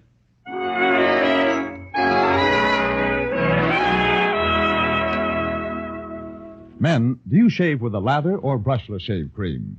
Palmolive shaving cream comes both ways, and whichever way you prefer to shave, you'll find that using either Palmolive brushless or Palmolive lather shaving cream can bring you more comfortable, actually smoother shaves. Here's the proof. 2,548 men tried the new Palmolive way to shave described on the tube. And no matter how they had shaved before, 3 out of every 4 got more comfortable, actually smoother shaves. Get Palmolive brushless or Palmolive lather shaving cream today.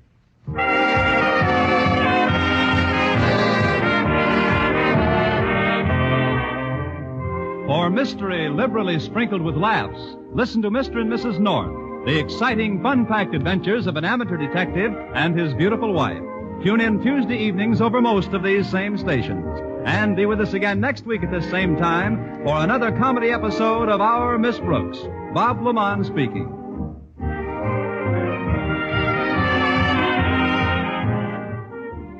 Have you ever stopped to realize how much freedom the American way of life offers you? Remember, in many countries, people have lost the freedom to work where they choose, start their own business, own their own home, invest their money as they see fit.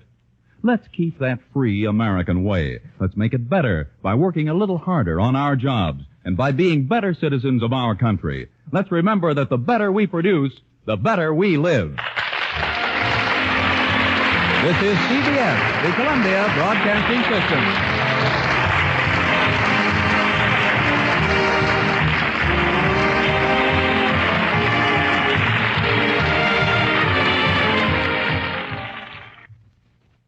Palmolive Soap, Your Beauty Hope, and Luster Cream Shampoo for soft, glamorous dream girl hair bring you Our Miss Brooks, starring Eve Arden.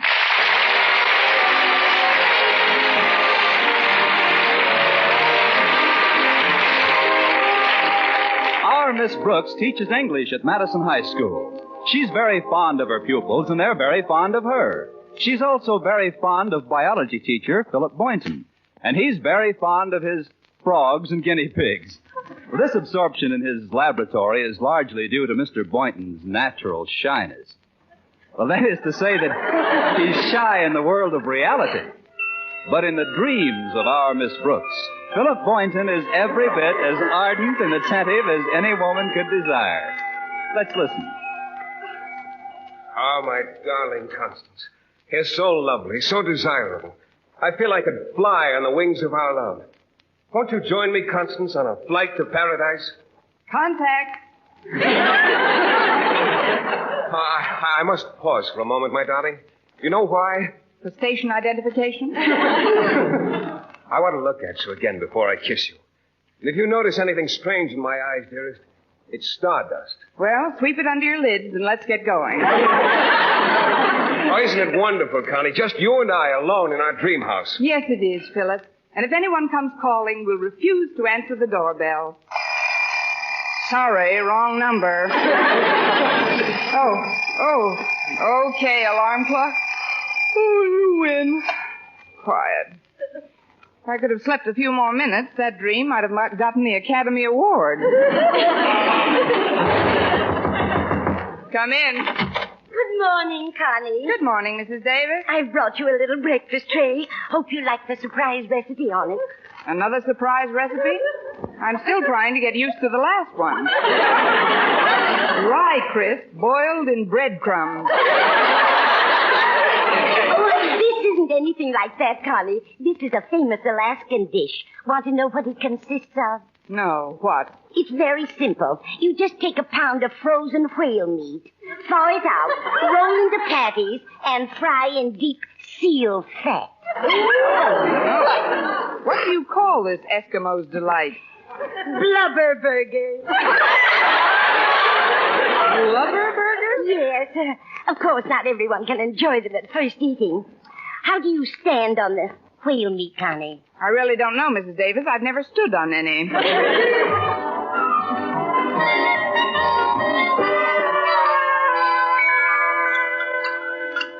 It was nice of you to bring a tray into my room, Mrs. Davis, but I'd rather have breakfast out here in the dinette with you. Oh, thank you, Connie. But you haven't had a thing but a glass of milk. I know. You can't fry that. That is, I didn't feel very hungry. Oh, that's too bad. Today of all days. What's so special about today? Don't you know? Let's see. Oh, certainly. Yesterday was payday, so today must be rent day. What do I owe you, Mrs. Davis? I'm not worried about the rent, Connie, although I could use a small loan. How much? Well, $5 would do nicely. It's for a donation I promised the Ailing Newsboys Fund. All right, Mrs. Davis, I can let you have $5. You sure you won't miss it? No, I won't miss it. The people I owe the payment on my car might miss it, but I'll take care of that later. I've had my eye on a bag in Justin's department store, and I've decided to throw caution to the winds and buy it this afternoon. The one you told me about? Green alligator skin? That's the one. Of course, I'll have to postpone a lot of my time payments. The car, my coat, the watch I bought for Mr. Boynton, but it's worth it. Wait till you see that bag, Mrs. Davis. But what about your creditors? What will you tell them? I'll write them all polite letters. Letters? What'll you say? Oh, I'll think of something. I'm an English teacher, ain't I? I mean, aren't I? Am I not? You certainly must have your heart set on that bag. Oh, I have. Do you think Mr. Boynton will like it? He likes frogs and lizards and things. Then this alligator bag ought to be right up his alley. Lucky alligator bag to be up an alley with Mr. Boynton. Oh, that must be Walter Denton. He's giving me a lift to school. I'll be there in a minute, Walter. Is your car in the repair shop again, Connie? Yes, the garage says they just have to get one more part for the car before I can drive it again. What part is that? A motor. Only five... Hello, Walter. Come in. Thanks, Miss Brooks. I just came in to tell you to be sure and bring a coat with you this morning. It's colder than a school teacher's heart out. I mean, some school teachers' hearts, Miss Brooks. You're a warm one. Thanks, Walter. You can butter me up on the way to school. I'll go get a coat. I'll just be a few minutes. Psst. Did someone let that cat in again? It's me, Mrs. Davis. Oh, Walter, I'm glad you came in. We've got to make arrangements for the surprise party. Does she know it's her birthday? No, just like last year, she's forgotten about it completely. Swell. Then the party will go over that much bigger. Did you find out what she wants? Yes, I did, Walter. It's a green bag in Justin's, but she's threatened to buy it for herself. Golly, that's no good. I know. So I've thought up this scheme. If we all borrow some money from her, she won't be able to buy it. Then we can give it to her for a present. I'll call the Conklins and tell them to be sure and borrow something from Miss Brooks when she gets to school. Good. She's so soft-hearted she'll never turn anybody down, as long as there's a hard luck story with it. I'll put the bite on her I'll borrow something on our way to school. Here she comes. I'll go back into the kitchen. I don't want her to think we've been conspiring. Okay, Mrs. Davis. Well, that wasn't such a long wait, was it, Walter? Oh, not at all, Miss Brooks. Gosh, that's a nice coat. Well, when did you buy that? Within the next 18 months. Let's hurry, Walter. I couldn't touch a morsel of Mrs. Davis's breakfast. I'd like to get a bite on our way. Don't worry, you will.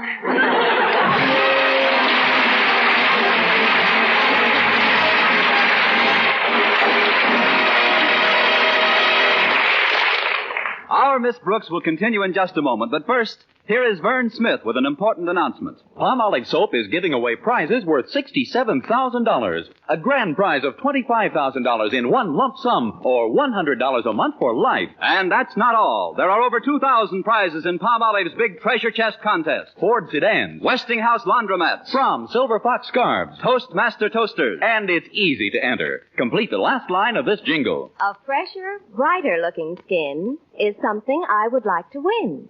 I'll get Palmolive soap today.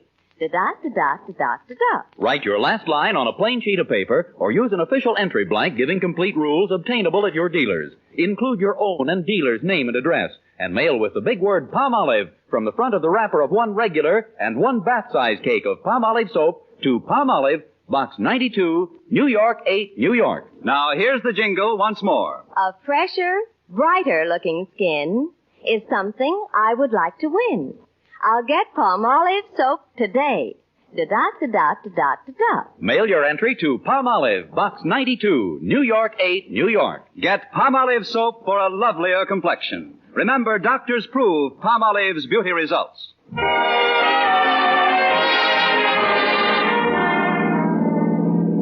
I just had a tune-up job done in the car, Miss Brooks. Runs pretty smooth, doesn't it? Yes, it does, Walter. What kind of a car was this? Is this? A 1938 Hudson. Certainly held together for the past 10 years. So have you, Miss Brooks. Not that I'm comparing you with a car or anything, but, well, you're still so youthful. Nature's treated you extremely well. Why, you haven't even got any crow's feet. Nature probably knows I can't afford shoes for them. I don't like to keep bothering you with my personal problems, Miss Brooks, but could I once more? Could you once more what, Walter? Bother you with a personal problem. It's about a financial matter. What kind of a financial matter? A loan?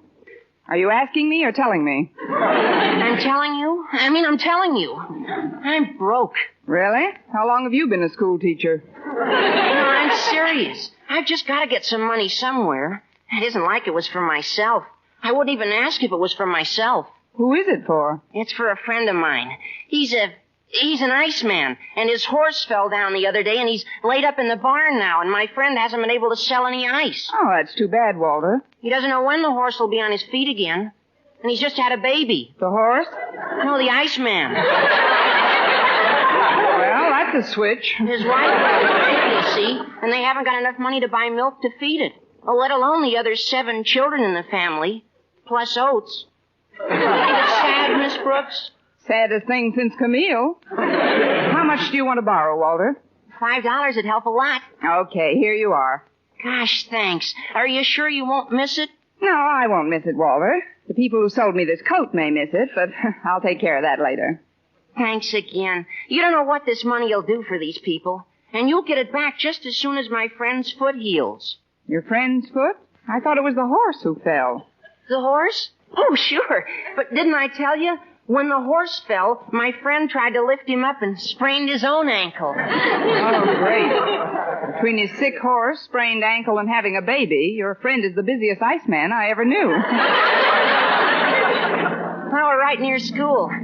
Oh, gosh, I got so wound up talking about my poor friend, I forgot to stop and let you get some breakfast. Well, after that story, Walter, I'd feel guilty eating anything but hay. I'll have an early lunch in the cafeteria. Okay, Miss Brooks. Well, here we are. Thanks, Walter. Say, isn't that Harriet Conklin going up the steps?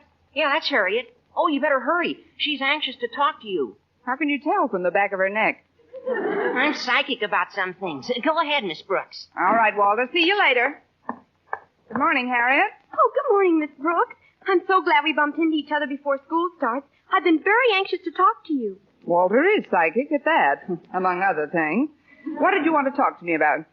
Well, it's rather embarrassing. Not that you're hard to talk to or anything, but, golly, I just don't know how to say it now that we're face to face. Well, we'd look pretty silly chatting back to back. What seems to be the trouble? Well, it's really not my trouble, Miss Brooks. It's just that I've got to get some financial assistance for a friend in need. What friend, Harriet? Well, it's a little boy I know. He comes from a very poor family, and in order to help his folks, he shines shoes after school. Now, he's got a little dog that helped him get his business started. What did he do, put up the money? No, Miss Brooks. He used to do tricks and attract customers. But just the other day, he fell down and hurt his foot. Now the poor little dog can't even get downtown anymore.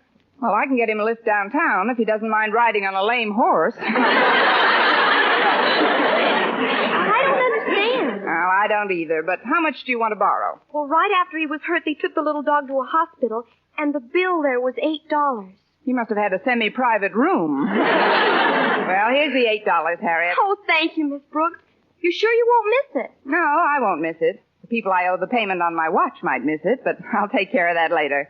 Anyway, I still have enough left to pick up that bag at Justin's this afternoon. Yeah. Oh, I mean, what bag? A green alligator job that I've had my eye on for weeks. Oh. Well, before you go to your room, Daddy would like you to stop in at his office. Uh-oh, what have I done now? Why should you think you've done something, Miss Brooks? Golly, just because Daddy's a principal is no reason for anybody to be afraid of him. No, maybe you're right, Harriet. Good morning. Morning, Daddy. See you later, Miss Brooks. Bye, Harriet. Will you step into my office a moment, Miss Brooks? Certainly, Mr. Conklin. At ease. Have a chair. Yes, sir. As you know, I was a major in the last war. Mm-hmm. Spent almost 4 years in charge of the post exchange at Camp Bobrick, Ohio. Stout fella. Yes, although I've been returned to the arms of my loved ones for over 2 years now, I opened my last box of Hershey's in 46.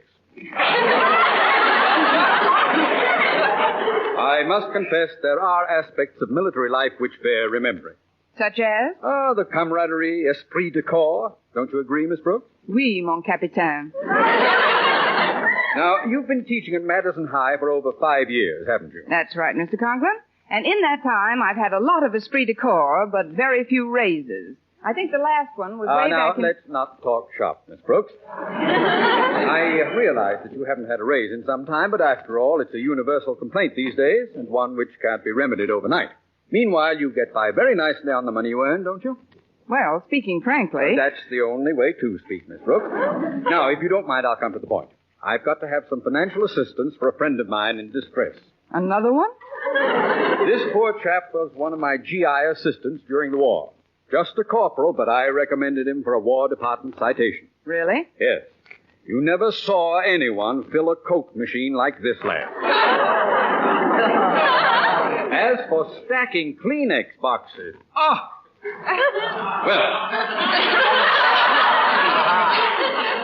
After the war, he got married and started to raise a family. That was 3 years ago, but luck didn't favor this boy. He lost one job after another. Things went from bad to worse. You mean he became a teacher? No laughing matter, Miss Brooks. He's just written me that his wife is going to have another baby. They're 4. In 3 years?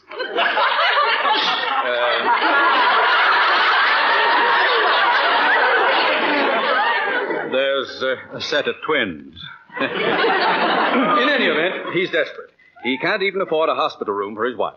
Well, I know where there's a semi-private room if she doesn't mind dogs. I mean, how much would you like to borrow, Mr. Conklin? Well, I've asked many of my friends for $5 or $10. I see. Well, I get But that. you're such an old friend, Miss Brooks, I feel that I can ask you for $15. Before our friendship gets any older, here's the $15. Oh, thank you, Miss Brooks. You're sure you won't miss it? No, I won't miss it. The people I owe a repair bill on my car might miss it, but I'll take care of that later. Very well. That'll be all then. Dismissed.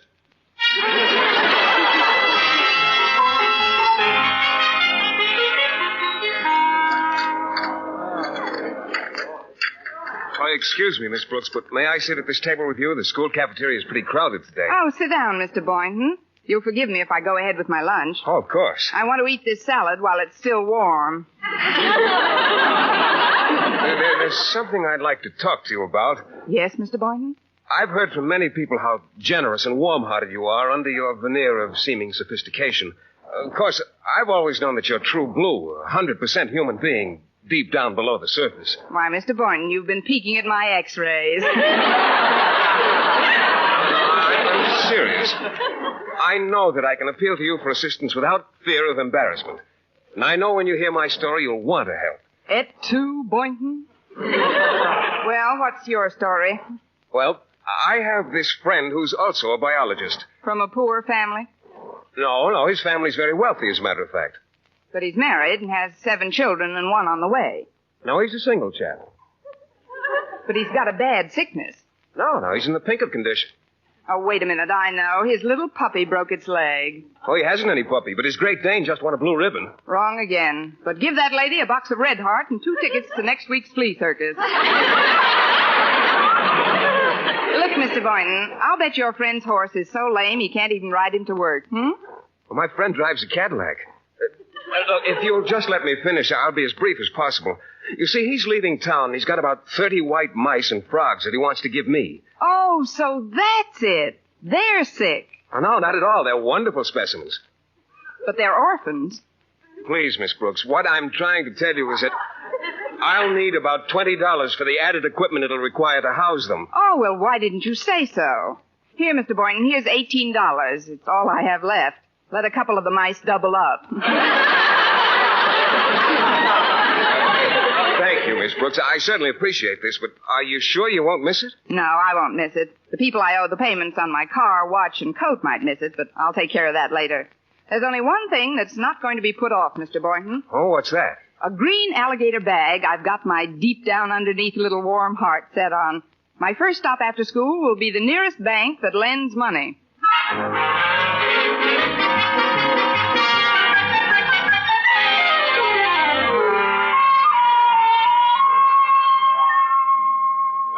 right. Attention. Quiet, please. Now then, Harriet, it was your idea to have this surprise party for Miss Brooks. Suppose you outline the plan. All right, Daddy. First of all, did we all borrow enough from Miss Brooks to keep her from getting that bag she won? Mrs. Davis and I took $5 each from her. I nailed her for I appropriated $15. And she loaned me $18. Good for you, Mr. Boynton. I'm afraid it's not good enough, Mr. Conklin. She told me at lunch she was going to the bank and borrow the money for the bag. Oh, golly, that'll spoil everything. I know. Why don't we call the store and tell them under no circumstances to sell her that bag? Tell them we're buying it. Excellent, Walter. It's a wonder that agile mind of yours doesn't function quite so efficaciously in the schoolroom. Gosh, thanks, Mr. Conklin. Then I'll run down to the store, pick up the bag, and take it home. Now, who'll get Miss Brooks and bring her over to our house? Oh, I will. I'll call for her at about 5 o'clock and bring her over to your house at 6. Fine.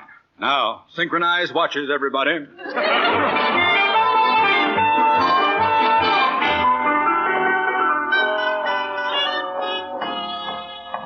Let's see, confidential loan department. This is it. Pardon me, I've read your ads, but I'd still like to be assured that any business we transact will be strictly confidential. You may be quite certain of that, miss. What? I said we treat all our transactions with the utmost secrecy. Well, you can let me in on it. I'd like to borrow about $35. Yes, ma'am. What is your occupation, please? I'm a school teacher. How long have you been teaching, and at what school, please? 5 years at Madison High. And how do you sound when you've got laryngitis? Very comical. You write your name and address down, and I'll get you the money. Is that all there is to it? Yes, we don't believe in a lot of red tape. Oh. All you have to do is sign a few papers. First here. Yes? Now here. Right. Now this one. There you are. Now here. Mm-hmm. And here. Again. And this one. Yes. Now we start on the second page. Here. Yes. And here. Mm-hmm. And here. Mm-hmm. And here. And here. Here.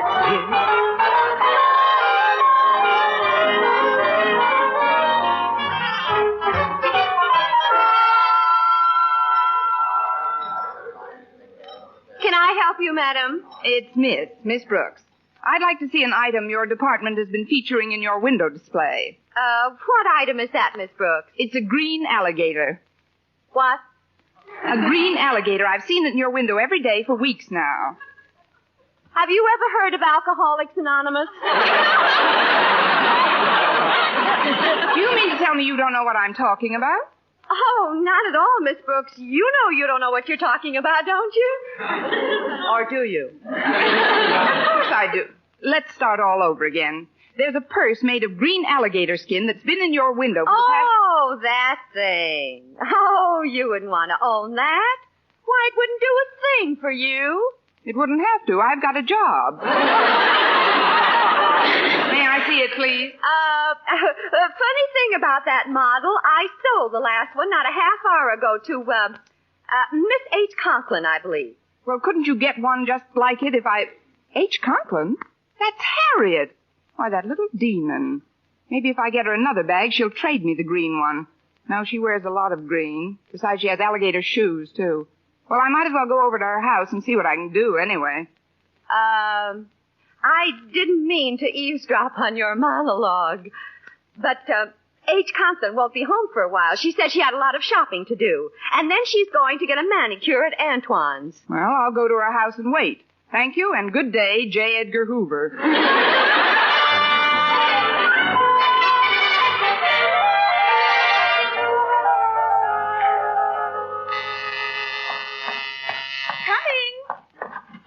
Hello, Mrs. Conklin. Is Harriet at home? Why, no, Miss Brooks. She's out doing some last-minute shopping for the... Miss Brooks, isn't it terribly early? I mean, with the days getting shorter all the time, it seems like about 5 o'clock. It is 5 o'clock. May I come in, Mrs. Conklin? Oh, of course. Who's that at the door, Martha? Oh, it's you, Miss Brooks. Hello, Mr. Conklin. Martha, did Harriet get back with all... Miss Brooks! Isn't it a little early? I mean, it only seems like 5 o'clock. 5-1. Here in the living room a minute, Miss Brooks. Osgood, I'd like to talk to you. Yes. Will you excuse us, please, Miss Brooks? Surely. What happened? Why did that so early? Well, I don't know what it was. Somebody must have slipped up. That's all I say. I wonder if they've had a confidential loan lately. I'll be right there. Hello, Walter. Hello, Mrs. Conklin. I got all this stuff.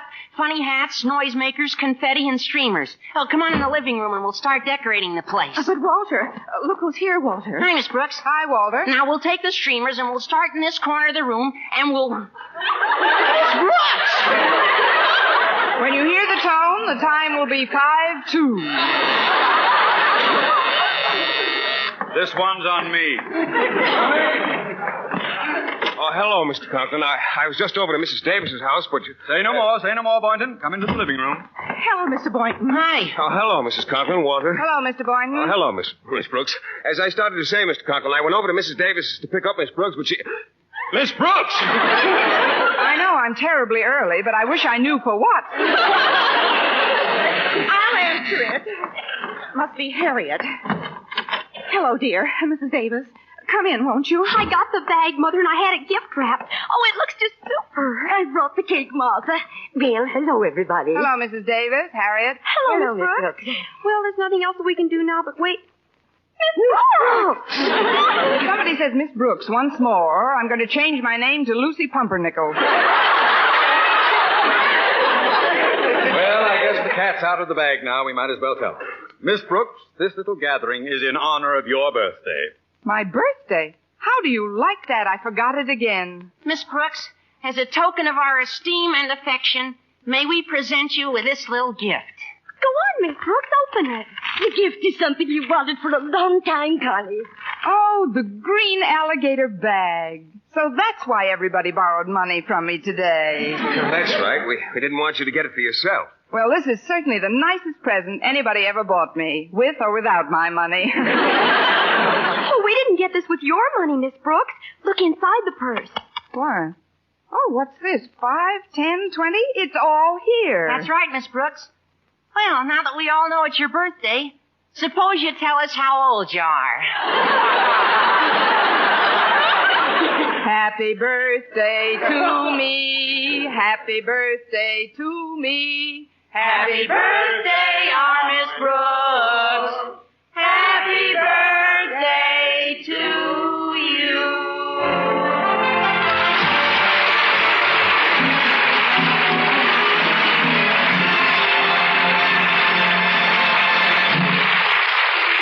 Eve Arden as our Miss Brooks returns in just one moment, but first...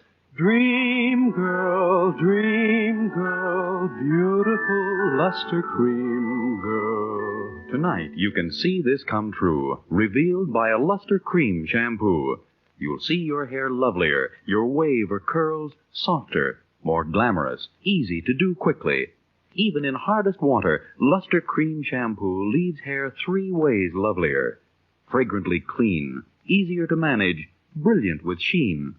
Don't wait. Tonight, use Luster Cream Shampoo. Not a soap, not a liquid, but a dainty magical cream.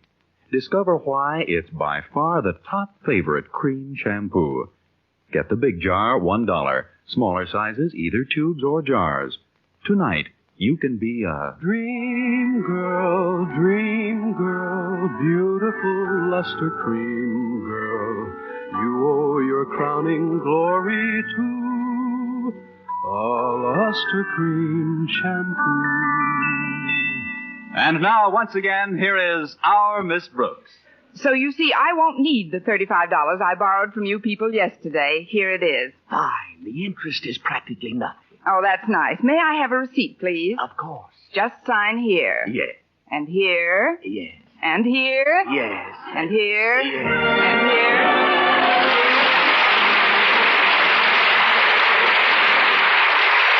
Next week, tune into another Our Miss Brooks show brought to you by Palmolive Soap, Your Beauty Hope, and Luster Cream Shampoo for soft, glamorous dream girl hair. Our Miss Brooks, starring Eve Arden, is produced by Larry Burns, written and directed by Al Lewis, with music by Wilbur Hatch. Dentists know what cleans teeth best, and over 4,000 dentists say Colgate tooth powder with a 2-minute routine gets teeth sparkling and super clean. So to remove dull film and get your teeth shining clean, just brush teeth 2 minutes morning and night with Colgate tooth powder. Brush inside, outside, and biting surfaces. Always brush away from the gums. See how quickly this gets teeth naturally bright. It removes dull film that improper brushing misses. And Colgate tooth powder also sweetens your breath. Try it. Buy Colgate tooth powder today. For mystery liberally sprinkled with laughs, listen to Mr. and Mrs. North. Tune in Tuesday evenings over most of these same stations. And be with us again next week at the same time for another comedy episode of Our Miss Brooks. Bob Lamont speaking for CBS, the Columbia Broadcasting System.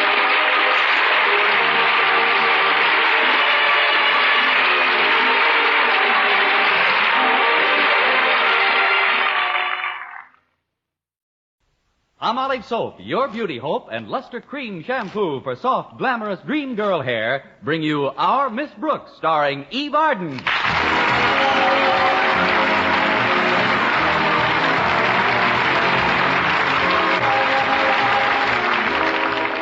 Our Miss Brooks teaches English at Madison High, but one of her favorite subjects at school is biology. Or to be completely honest about it, biology teacher Philip Boynton.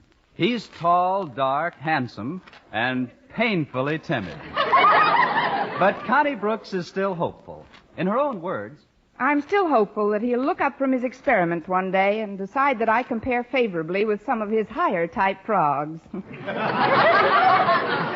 Somehow I feel that if I could just be alone with him a few hours, he wouldn't mind my not being wart green.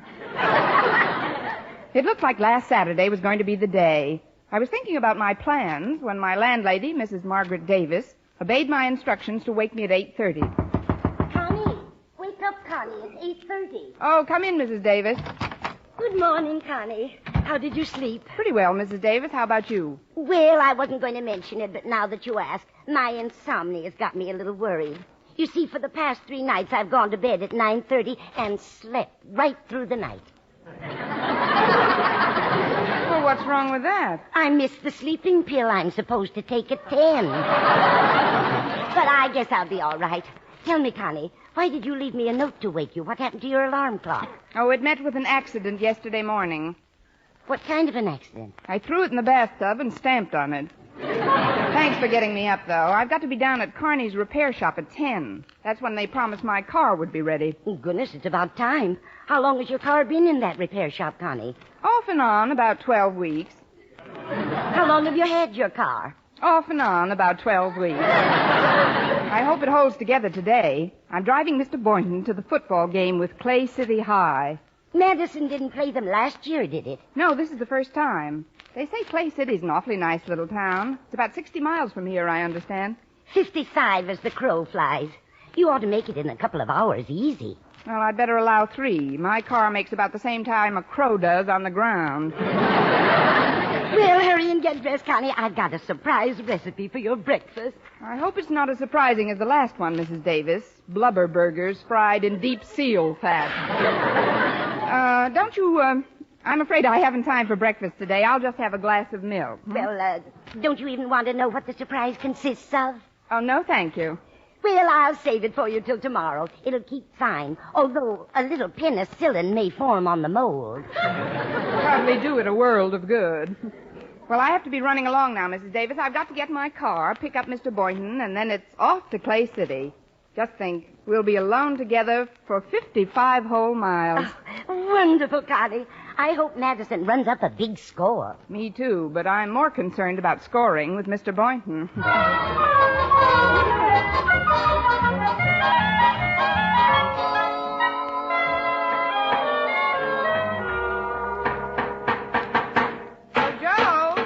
Joe Carney. I'll be with you in a minute, Miss Brooks. I just want to finish this fender here. That finished it. Is my car ready, Joe? Your car? Mm-hmm. Let's see. What did you bring it in for last? One of the headlights needed a new bulb. Oh, yes. Step into the office here a minute, will you? I'll get the sheet on that car. Have a seat, Miss Brooks. Thank you. Should be right here in the desk. Was that a Nash, Miss Brooks? 1935 convertible? Yes, a late 35. Though it wasn't a convertible until I tried to go through a railroad crossing with the bars down. Oh, yes, here we are. You say one of the headlights needed a new bulb? That's what you told me. Funny, our mechanic found quite a bit of other work to do on the car. What other work? Well, your spark plugs were shot, so he replaced them, and the points were practically gone. Where to? Your valves needed grinding, and the wheels were way out of line. Of course, that could have been caused by the warped axle. Practically no ball bearing action left in the sprockets at all. And your transmission and differential had to be thoroughly revamped. How did I get the car down here? On my back? The steering knuckle was way off, so he had to pack that. But that wasn't too much trouble. I'm glad. He was down there ripping off the old brake lining anyway. The new voltage regulator we put in should help that shorten the wiring considerably, and a new oil filter will keep your motor cleaner. Now, just a minute, Joe. You didn't say a word to me about any of those things when I left the car here. Well, of course not, Miss Brooks. I had no way of knowing about them until our mechanic checked the car thoroughly. Any more than I could have told you about the clutch lining. What about the clutch lining? Let's not speak ill of the dead. It was shredded. And that probably affected the rear end situation. Rear end? It was really dragging. Now, do you want me to total up your bill with the new radiator that's coming, or just charge you for the soldering job temporarily? Like I say, Joe, what do I owe you for the light bulb? Oh, we'll just throw that in. And please don't feel that we invented any of these difficulties, Miss Brooks. Every item on your bill was strictly legitimate. May I never smear grease on my hands and charge for a lube job if it wasn't. I've got a good mind to get the Falcon after you. What's the total? Let me see. $14.50 plus $7.98. 46 for parts. 18 for the transport. $9 for the distributor of the crown. Well, it's $112.49, Miss Brooks. Call it $113 even. We'll call it $112 even, and I'll have to pay you off by the week, Joe. Oh, that's perfectly all right. Say $10 a week, 20 weeks. 20 weeks? That would be $200. Carrying charges, Miss Brooks. Plus lawyer's fees. Lawyer's fees? Well, sure, you're a school teacher, aren't you? Yes. Well, you couldn't keep paying $10 a week out of your salary. A lawsuit's inevitable. Well, if I can't make the payments, I'll sell you the car. Are you kidding? With the repair work this heap needs, I wouldn't give you $100 for it. Look, I've got to have the car today, Joe. I'm driving Mr. Boynton to Clay City to see our football team play. Now, what would it cost me if you put back the shredded clutch lining and the gone points? Well, never mind. Never mind that, Miss Brooks. How much cash have you got on you? Well, I got paid yesterday and just took care of my rent and a few small bills, so I've still got about $19. We'll take it. I believe in one price. You say $19, I say $19. Hand it over. Here you are. And Mother will be happy to know you let me keep my locket. On to Mr. Boynton.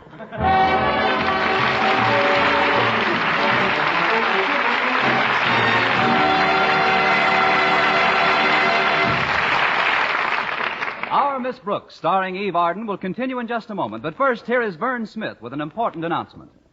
Palmolive Soap is giving away prizes worth $67,000. A grand prize of $25,000 in one lump sum, or $100 a month for life. And that's not all. There are over 2,000 prizes in Palmolive's big treasure chest contest. Ford sedans, Westinghouse laundromats, Fromm Silver Fox scarves, Toastmaster toasters. And it's easy to enter. Complete the last line of this jingle. A fresher, brighter-looking skin is something I would like to win. I'll get Palmolive Soap today. Da-da-da-da-da-da-da. Write your last line on a plain sheet of paper or use an official entry blank giving complete rules obtainable at your dealers. Include your own and dealer's name and address. And mail with the big word Palmolive from the front of the wrapper of one regular and one bath-size cake of Palmolive soap to Palmolive, Box 92, New York 8, New York. Now here's the jingle once more. A fresher, brighter-looking skin is something I would like to win. I'll get Palmolive Soap today. Da-da-da-da-da-da-da. Mail your entry to Palmolive, Box 92, New York 8, New York. But hurry, contest closes soon. Get Palmolive Soap for a lovelier complexion. Remember, doctors prove Palmolive's beauty results.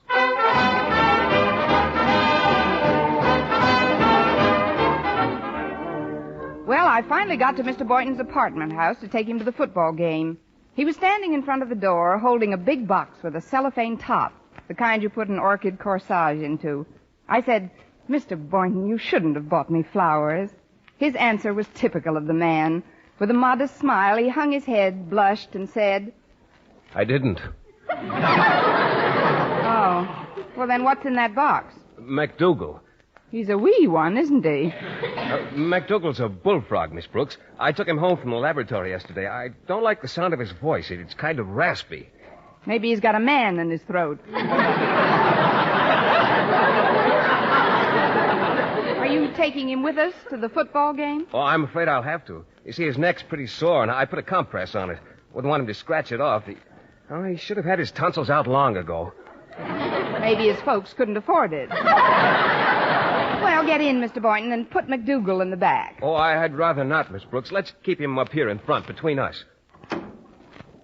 Goody. I've always wanted to go to a football game with a bullfrog. Well, are you all set, Mr. Boynton? All set, Miss Brooks. Then we're off to Clay City. It's a beautiful day for football, isn't it? Oh, yes, it is. Do you like football, Mr. Boynton? Well, frankly, Miss Brooks, I haven't seen many games. Oh, that's a shame. We teachers should set an example in school spirit for the student body. That's why I'm going today. That's one reason, anyway. I beg your pardon? I said I think we should show more interest in school events. Oh, I agree, Miss Brooks. Who's pitching for us today? Well, we tried to get Satchel Paige, but he's tied up. Of course, we have some good backfield men pitching passes. That's what you meant, isn't it? Oh, I guess so. I'm afraid you'll have to explain quite a bit of the rules, Miss Brooks. Oh, you'll get on to it, Mr. Boynton. Meanwhile, we've got 55 miles to travel together. Just you and I. I was hoping you'd feel that way about it. That was MacDougal. Now, quiet, Mac. I want you to rest your throat. Yes, do that, Mac. Now, where was I? You were saying we've got 55 miles to drive together. That's right. Just the three of us. A man, a girl, a bullfrog. Oh, well, we'll have fun anyway. I know a wonderful little restaurant en route where we can stop for lunch. It's called the Blue Goose Cafe. Oh, fine. Look, Miss Brooks, isn't that one of our students pushing that car across the street? Oh, yes, that's Walter Denton. Maybe we can give him a hand. Hello, Walter. Oh, hello, Miss Brooks. How do, Mr. Boynton? Oh, hello, Walter. Something go wrong with your car? Oh, nothing unusual. It just won't go. I think my clutch lining is gone. Oh, well, take a little of mine, Walter. I've got a new batch. Gee, of all times to fizzle out on me. I had my heart set on going to the Clay City football game today. Well, why don't you come along with us? What do you say, Miss Brooks? With us? Well, I'm sure Walter would rather get there under his own power. Maybe we ought to try and get his car started. Oh, it's no use, Miss Brooks. It won't go. I know this car like the back of my hand. And the back of me hand to you. Well, it isn't that you're not welcome to come with us, Walter. I know. Why don't we tow you in your car? Tow me? Well, I don't understand the point of that, Miss Brooks. You wouldn't. I haven't got any tow rope anyway, Miss Brooks. Well, maybe we could push you in your car. You know, bumper to bumper and shove. Then when we got to a nice downgrade, whee! Like our Walter. Oh, you're kidding me, Miss Brooks. Yeah. I'll sit in the back here. You and Mr. Boynton won't even know we're in the car. All right, Walter, hop in. I wouldn't want you to miss the game. Well, here goes, off to Clay. Did you say we're in the car? Sure, I've got a date with Harriet Conklin. She's a real football bug. Bug? Don't get excited, Mac. It's just an expression. She'll be waiting in front of her house, Miss Brooks. It's just a mile or two out of your way. Naturally. But we'd better hurry if we want to have some lunch before the game. Hang on. Turn right at this corner, Miss Brooks. You better slow down for it. Oh, look out for that milk wagon. Boy, that was close. Oh, are you still in the car, Walter?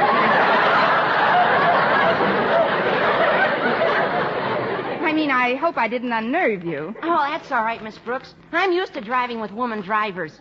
My mother's one, you know. One what, Walter? It's only natural for drivers to make mistakes. But my mom has made some whoppers. That I can see. Look, isn't that Harriet standing under that tree? Oh, yeah, that's her. Pull over to the curb, Miss Brooks. Yes, sir. Shall I hold the meter? Hiya, Harriet. My car's all tattered and torn, so Miss Brooks is taking us to the game. Well, bless your little pointed head. Hello, Miss Brooks. Hello, Harriet. How are you, Harriet? Mr. Boynton. How nice to have you along. Get that leer out of your voice, Harriet. Mr. Boynton's been spoken for. In fact, he's been spoken and croaked for. What in the world was that sound? Oh, this is MacDougal, Harriet, one of my favorite frogs. You can introduce them formally when we're rolling again. Hop in. Not you, Mac. We'll get in back. After you, m'lady. Thank you, my man. All set? Well, we're off for Clay City. Oh, don't start yet, Miss Brooks. Daddy's coming down off the porch. Hi, Daddy. Hello, everyone. Oh, hello, Mr. Conklin. Bye, Mr. Conklin. That is, how do you do, sir? How's Madison's favorite principal today? At ease. I was just reading about the game with Clay City High. Should be quite a contest. Oh, yes, sir. That's where we're going today. At least we're starting today. Denton, must you sit so close to my daughter? I'm not sitting close to her, Mr. Conklin. She's sitting close to me. I'm over as far as I can get. I've got to pin him down, Father. Walter's the elusive type. Of course, he's not a real happy heartache, but he's good for a minor throb or two. Ah, cut it out, Harriet.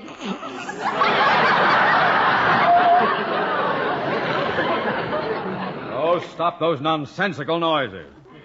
Now, there's quite a bit of work I could do this afternoon, filing reports to the Board of Education and so forth. You have a nice day for it, Mr. Conklin. Well, we'd be getting along now. But I got to thinking. Conklin, I said to myself, or rather, Mr. Conklin, I said, you haven't seen a football game in a month of Sundays. Let's take in this Clay City game. Then you mean you're going along with us? That's just super, Daddy. Isn't it, Walter? Yeah, super. Well, it'll be a pleasure to have you along, Mr. Conklin. Oh, thank you, Boynton. But what about you, Miss Brooks? It's your car. How do you feel about my coming along? Just ginger peachy, Mr. Conklin. Well, let's get started if we're going. It's getting kind of late, and we want to stop I won't be any time at all. I'll go back to the house and ask Mrs. Conklin to speed things up. Mrs. Conklin? Yes. She's been out in the yard all morning planting, and she's quite dirty. I'll tell her to hurry with the bath and not fuss much with dressing. Well, tell her to slip on anything, Mr. Conklin. A loose rug will do.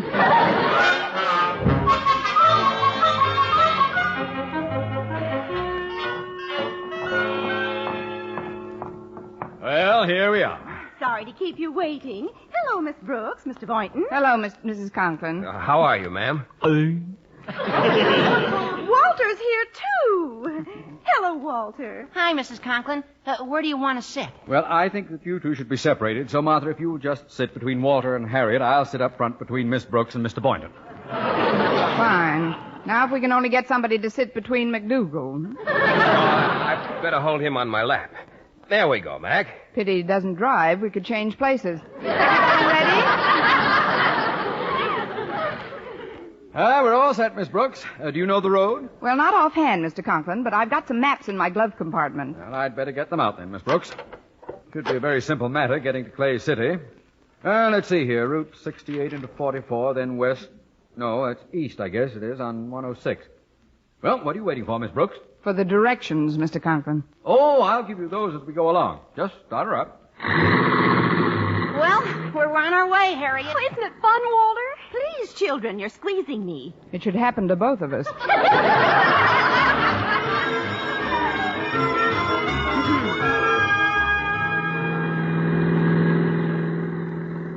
Miss Brooks, do you mind turning your radio on? I understand there's going to be a new clue on Sing It Again. All right, Harriet. Gee, the prizes are up to $26,000. And here, folks, is your new Sing It Again clue. The Phantom Voice is no Ziegfeld girl, but a Ziegfeld guy gave her a whirl. Thank you. The $26,000 will come in handy. Who do you think the Phantom Voice is, Miss Brooks? Well, if I knew the answer to that, Harriet, I'd be able to walk right up to your father and say... Yes, Miss Brooks? Hello, Mr. Conklin.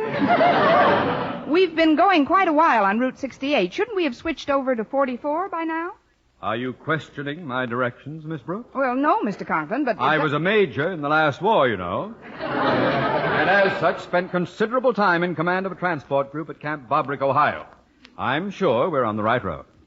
And the caissons go rolling along. Oh, you have quite a voice, Mr. Conklin. Oh, thank you, Boynton. I did a bit of singing round the barracks now and then. Yum tum tum tum tum tum tum tum tum. Oh, that's very cute, Mr. Conklin. Oh, that was Mac, wasn't it? He must be hungry, Mr. Boynton. I know I am. Shall we stop for some lunch at the Blue Goose? Well, where's the Blue Goose, Miss Brooks? Well, I haven't been there since I was a girl, but... Gosh, Miss Brooks, do you think it's still standing? Now, just a minute, Walter. How old do you think I am, anyway? Oh, I'd say you're about... Of course it's still standing. There's only one place to go if you want a delicious luncheon. That's the Pink Flamingo. Where's that, Osgood? You never mentioned it in front of me before. Well, the last time I went there, I was with a bunch of the boys. Are you sure you can find this Blue Goose, Miss Brooks? Yes, I think so, Mr. Conklin. Let's see, where are we now? Well, there's a signboard over there, Route 118. Funny that isn't on this map at all. You'd better bear left at this fork, Miss Brooks. Very well, Mr. Conklin, but I don't think we're on the right road.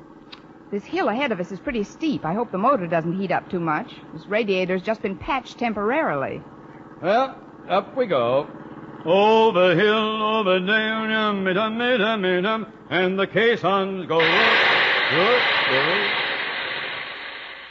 What was that? The caisson stopped rolling. At least this one did. I'll get out and look at the motor. Keep your seat, Mr. Boynton. As head of a transport battalion, I had considerable to do with motors during my tour of duty. Let's see. Well, nothing wrong with the tappets. Radiator's still in one piece. Hand me a hammer, somebody. There are some tools under this seat, I think. Oh, here, let's get out. Here we are. Here's a hammer, Mr. Conklin. Oh, thank you.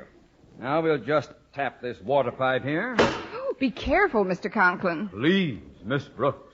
I know motors backwards. One more good tap should do it. That did it, all right. Well, let's get out and push, folks. We're off to the nearest garage.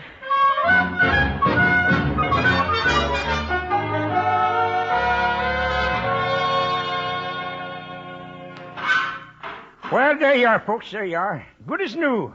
Nothing would have happened in the first place if some knucklehead hadn't hit the pipes with a hammer. What? Why, how dare... Why, who do you think... Why, I'll have you know... Who's this huffing and puffing? Oh, please. This is Mr. Knucklehead. I mean, Mr. Conklin. He's my principal. Oh, now calm down, Well, Mr. Conklin. Remember, everything's...